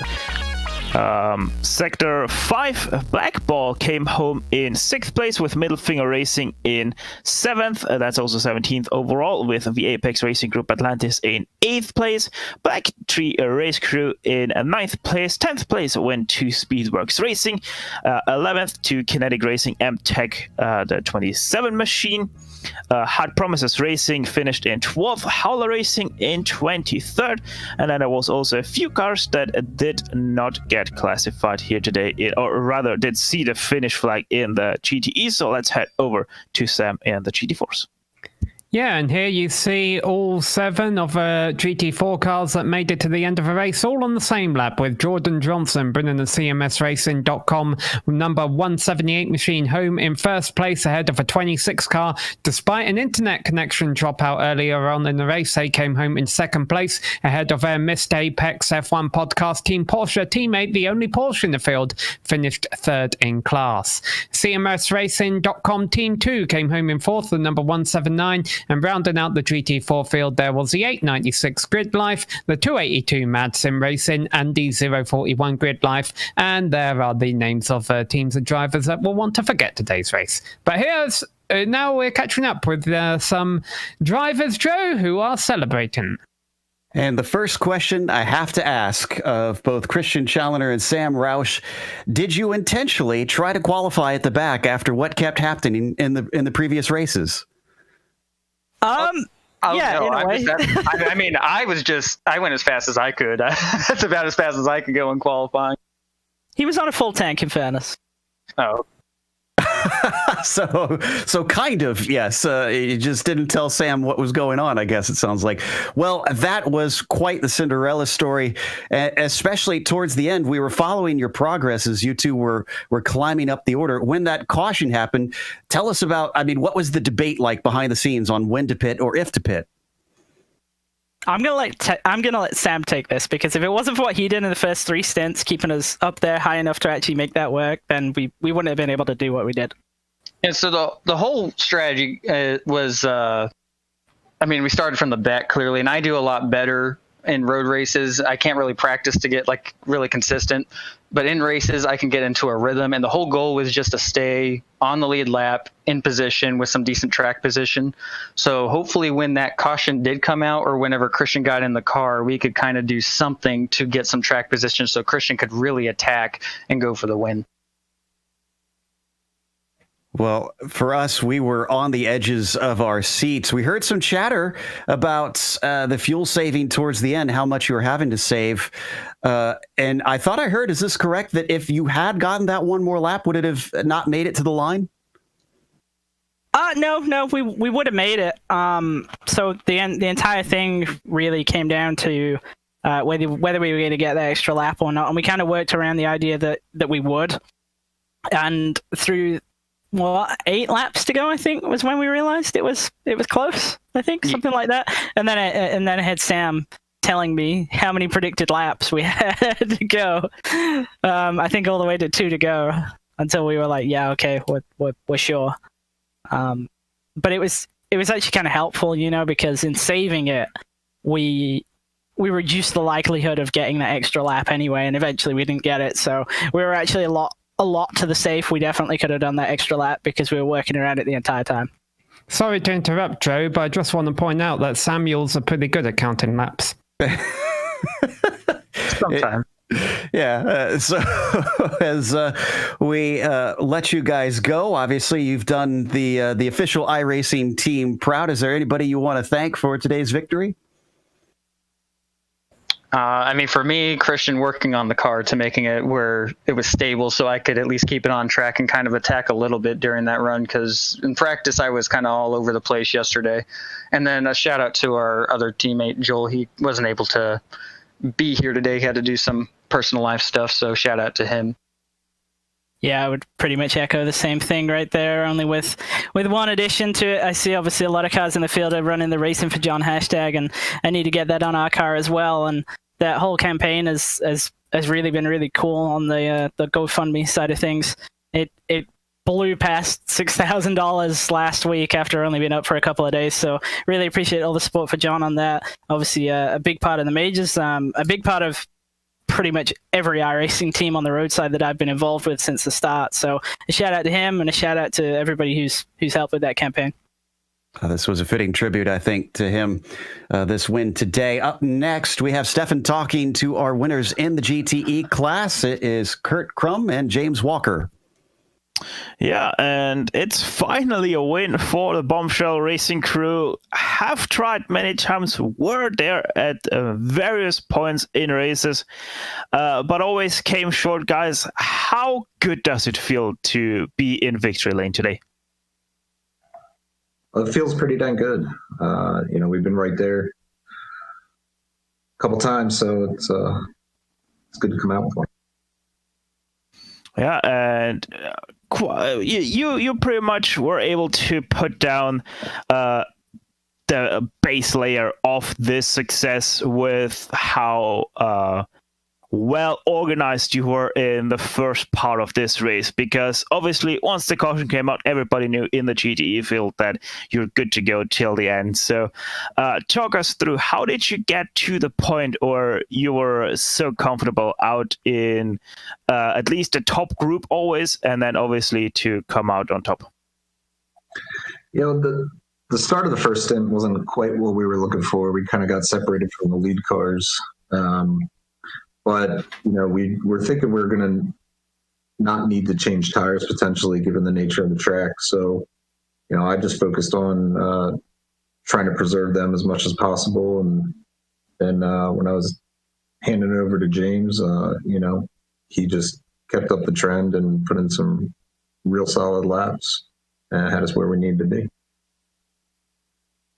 Yeah, most definitely. Now we're gonna go over to the last race of the season in 1 month time. Give us an outlook. What can we expect from that 188 machine? Well, hopefully another win. Looking at the points, it's pretty much going to come down to the last race for GTE. So number of teams are there with the possibility, and it's, everything's on the table. So we'll see. Yeah, most definitely. I think you're even still with a shout of winning that championship.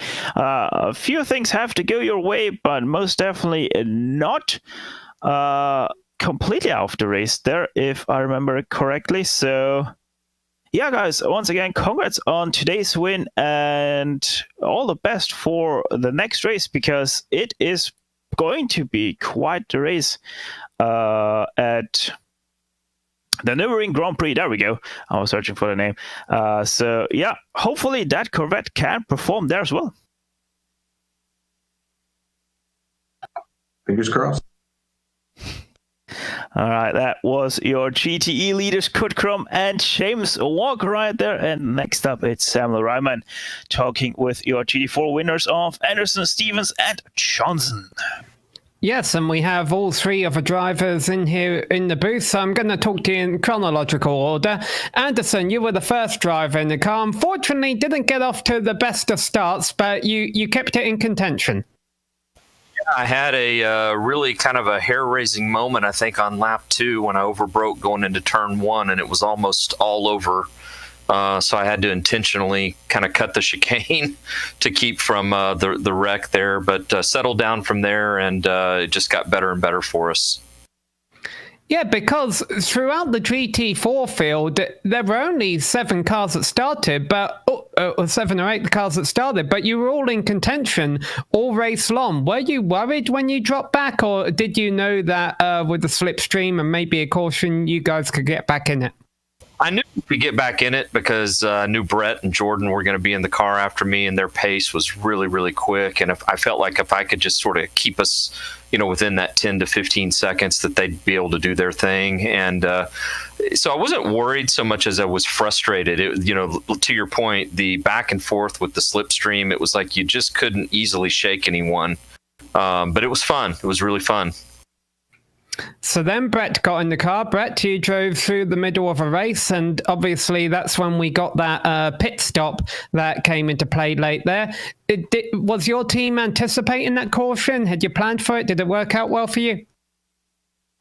I think it worked out well for us. We were actually coming into the pits on that lap. We were entering the Parabolica, the caution came out, and we had less than a gallon of gas, so we were initially very concerned that we weren't going to be able to make it back around the track because the pits were closed. So I put it in 7th gear, and I think we got fortunate in the fact that we didn't have to go very far around the track to pick up the pace car. So we were able to do heavy fuel saving and make it back around and do our pit stop. Now, I guess this question could go to all of you, but since you were right there in the middle of a race, Brett, how was it at this track and navigating all the traffic? I should imagine the long oval would, make it easy to let the LMP2 cars and let the GTE cars by there, but we definitely saw some sketchy moments through the regular road course portion. Yeah, I think, compared to the other races, this was by far the cleanest. I think, being such a large track really gave us the opportunity to not have cars get, kind of queued up behind you going through long sweeping turns like we've seen at other tracks. So I think for us, it was by far our cleanest race. And, there was a couple hairy moments, but other than that, it was great. And then, of course, the last driver who brought it home to the tracker, Jordan, you were able to get behind the wheel after, as Brett mentioned, a bit of a fortunate timed caution for you guys. But you still had your work cut out for you because every now and then you would pull a second or two ahead of your competitors and then they just close right back up on the oval. Yeah, it was, fortunately unfortunate for the caution as we were already having a heart attack trying to bring the car back in, but once we came back in, we saw there was, I think it was 3 cars, the one of the Porsches, and then our championship rival in the 26 Missed Apex team. And so we were really, really trying to catch up to them, and we were able to get them within the first 5 laps. But then once I was able to get through, it was definitely frustrating. For the first 3 laps, I think I would pull a second and a half gap through the road section, and then all of a sudden they would pull it all back immediately once we would go through the oval. So I was a little bit reliant on traffic to kind of give me an opportunity to open up. And once I was able to get far enough away to break the draft, I think from there I was just cruising it home and making sure I hit my marks and didn't put it off track. One advantage you had over one of your competitors in the closing laps there was newer tyres, unless I'm mistaken. How much of a difference did that make around here? Admittedly, I don't think it's as much as other tracks, as the oval kind of takes care of all the turning there, and all you have to do is make sure you can brake. And admittedly, you can just throw the brake bias way forward if you start running out of tires. I think it was probably most noticeable in the back section of the track, near the second chicane, and Lesmo 1 and 2 is really the only place we got a true advantage out of it. But going through those corners, I think we were still able to pull 5 to 7 tenths, which proved really vital once we were trying to break the draft in front of those guys. All right, well, we got another interview with another team, so I'll let you guys go. But before I do that, anyone you'd like to thank? Who are the people who make this happen for you? Well, I'll jump in here and just say I want to thank all of the members at Champion Motorsports. We have a phenomenal community. There's well over 1,000 members, and it's just everybody's like a next-door neighbor. The camaraderie is amazing, and it's what brings us to these events. And it brought you home a first place finish today and also a fourth place finish for the team car. So congrats, guys, and we'll see you all at Nürburgring. Joe, I think we have one more interview. We do indeed. We've got Cameron Dance and Jack Stiles, or at least Cameron Dance here. Cameron, you were trying to chase down Christian, which we've watched you do a few times in majors races, but this one looked pretty tense. I mean, how confident did you guys feel behind the scenes that you could make that happen? Yeah, it was going to be very, very close. We knew the gap that we had to close down and how long we had left, and the fact that we obviously took tyres in that safety car pit stop as well. So it was going to be very, very close. And then when Jack heard you guys said that those who had pitted the first time round under the safety car actually had a fuel saving, Christian was actually fuel saving, and then we pretty much just went into full qualifying mode and I just did as many quick laps as possible despite some of the traffic. But yeah, it wasn't quite to be in the end, but still a solid result and amount of points coming away to head into the final round. This was definitely one that I know we were watching from the booth with eager anticipation to see how these three classes would work. Have you ever done something like this on the Monza combined, or is this your first time trying this sort of car combination here? I think I've done maybe one session here once and that's about it, so it was completely foreign and kind of throwing me in the deep end with all these cars and so much speed differential and everything, so it was quite entertaining and quite an eye-opener. But yeah, it actually worked surprisingly well and everybody was really, really well behaved. I actually thought it was going to be an absolute mess this race with the fact that you had such big speed differentials between each of the three classes, but no, everybody was reasonably well behaved. Everybody seemed to communicate well on where to go and where to pass and all that sort of stuff, so it made life really, really easy for everybody in the end. So yeah, it actually turned out to be a really, really good race, and much to my despise, I'd actually race here again. Well, sometimes it's good to be pleasantly surprised. I guess the good news is, even though you got beat by Team iRacing, most of your rivals who you're fighting in the championship finished behind you. So what are your thoughts heading off to the Nürburgring? Yeah, at this point, for me and Jack, it's just going to be a matter of finishing and scoring a reasonable amount of points. I mean, Satellite obviously didn't show up, but the guys in the Athena car are doing all right and seem to be on the same sort of pace as me and Jack. So it's going to be a little bit difficult for them to sort of beat us, I think, at this stage. But everybody else finished quite a ways behind us and is really mixed up the point standings. So so long as we don't have any dramas or anything like that, I think it's going to be a reasonably easy championship from here, and could very, very well easily be a 1-2 fit style as well in the championship. Well, crossing fingers for you. Your team has performed phenomenally, and again, congratulations for a podium here today. Yes, just obviously shout out to Jack for the awesome work behind the wheel as well, and all the boys at the team. We did actually a really, really good job on the setup, surprisingly enough. So yeah, shout out to them, and then obviously our partners, Renville Harnesses, Demon Tweaks, Fight CRC, you guys for the awesome broadcast, Mike, and everybody for the awesome racing and series all season long. And yeah, see what Nürburgring holds.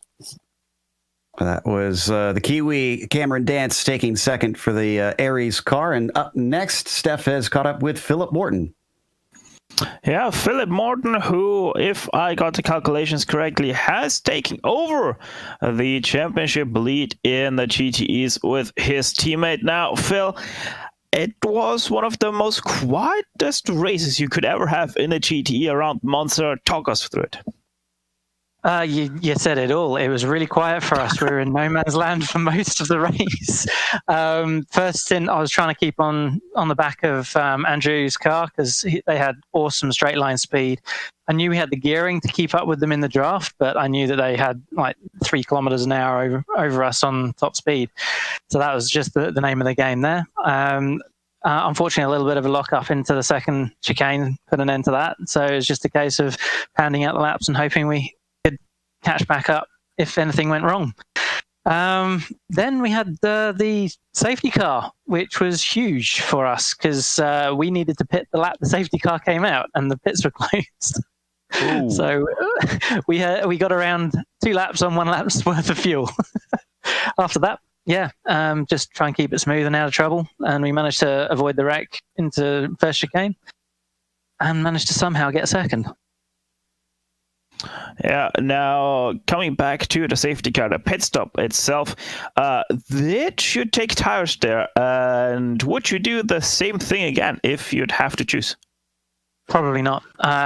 It was more of a risk at the time that we had time back to the other cars, and we saw that the Evolve cars were taking tires. So we were like, might as well take the tires. It's a free tire stop, but didn't realize it had put us 15 seconds back on Calvert. So well done to them. They called the tire choice right. Now, obviously, the big question is going to be the last round of the season. It's going to be Nürburgring Grand Prix track. Luckily, it didn't hinder our top speed too much and managed to get away with it. It seemed like the one caution that we got looked a little bit easier to try and suss out for the GTE cars compared to the other 2 classes, and they're trying to work out the fuel strategy. I assume for you, as soon as that caution come out, was it an instant let's pit? Yeah, basically. We knew if there was a caution, we could just pit, have a short stop, and get to the finish line. Well, and all in all, it seems like this elicited some positive reviews, especially if we heard from Cameron Dance that he said he wouldn't mind running these sorts of cars here. How did you guys feel both coming into the race and now after that you've experienced this sort of unusual combination? It was actually my first time I've raced around the combined circuit, so in practice a little bit different. The Porsche really struggled compared to especially the Corvette. In the straight line, especially with the oval section, we were quite a little bit down on pace compared to them, and we couldn't really do much about it. But no, it was actually quite good. Everyone was really well behaved, I thought, in my opinion anyway. Compared to some of the other tracks, there's a lot more open areas for us all to get around each other and whatnot. I think it created some good racing, especially early on with myself and third and fourth really going at it for the first little bit. And then once we lost the toe there, we kind of dropped back quite a bit. Well, again, congratulations on a podium today. Is there anybody you 3 would like to thank for managing to spray the champagne? I'd like to thank Mach 1 Esports for all the support that we get behind the scenes, doing the deliveries and everything for us. All the boys from Mach 1 Esports as well, doing everything that they can with us. Also, Race Circuit Art, just for being one of our sponsors, thank you. And you guys for putting on the broadcast, and also Majors for putting on the league. Thank you. Awesome stuff there from the guys at Mach 1 Esports who took third in the GTEs. And that's going to wrap up our interview. So I want to give a big thank you again to the Majors for bringing us in to cover this fantastic series. And while we've got you, make sure and check the description or the text chat rather for a link to how you can help out John King, as they have a GoFundMe to help support him and pay for some of his hospital bills that he's had to deal with recently. Also, we want to thank the companies that provide the software and the hardware for our broadcast listed here on your screen. And additional thanks go to June Lalonde, who provides our wonderful music. See the screen for how to get a hold of more of her great work. Thanks to the team today, Stefan, Sean, Sam, and Dougie. If you'd like to find out more about GSRC, including the upcoming races, you can find it at globalsimracingchannel.com.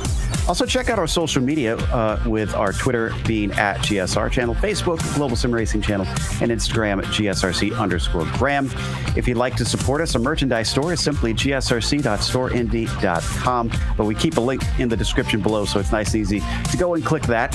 And while you're down there, make sure and subscribe to our YouTube channel so you don't miss a moment here on GSRC. The finale, round 5, will be coming next month at Nürburgring. Don't worry, it's not the big course, it's just the Grand Prix. That'll be Saturday, March 20th at 4 p.m. Eastern. We have upcoming races for other series listed on the screen, so check those out and mark them down on your calendar. Up next tonight, the Bootleg Racing League Grand National Series goes to Southern National. That'll be at 9 p.m. Eastern. Until next time, though, race clean, race hard. We'll see you on the track.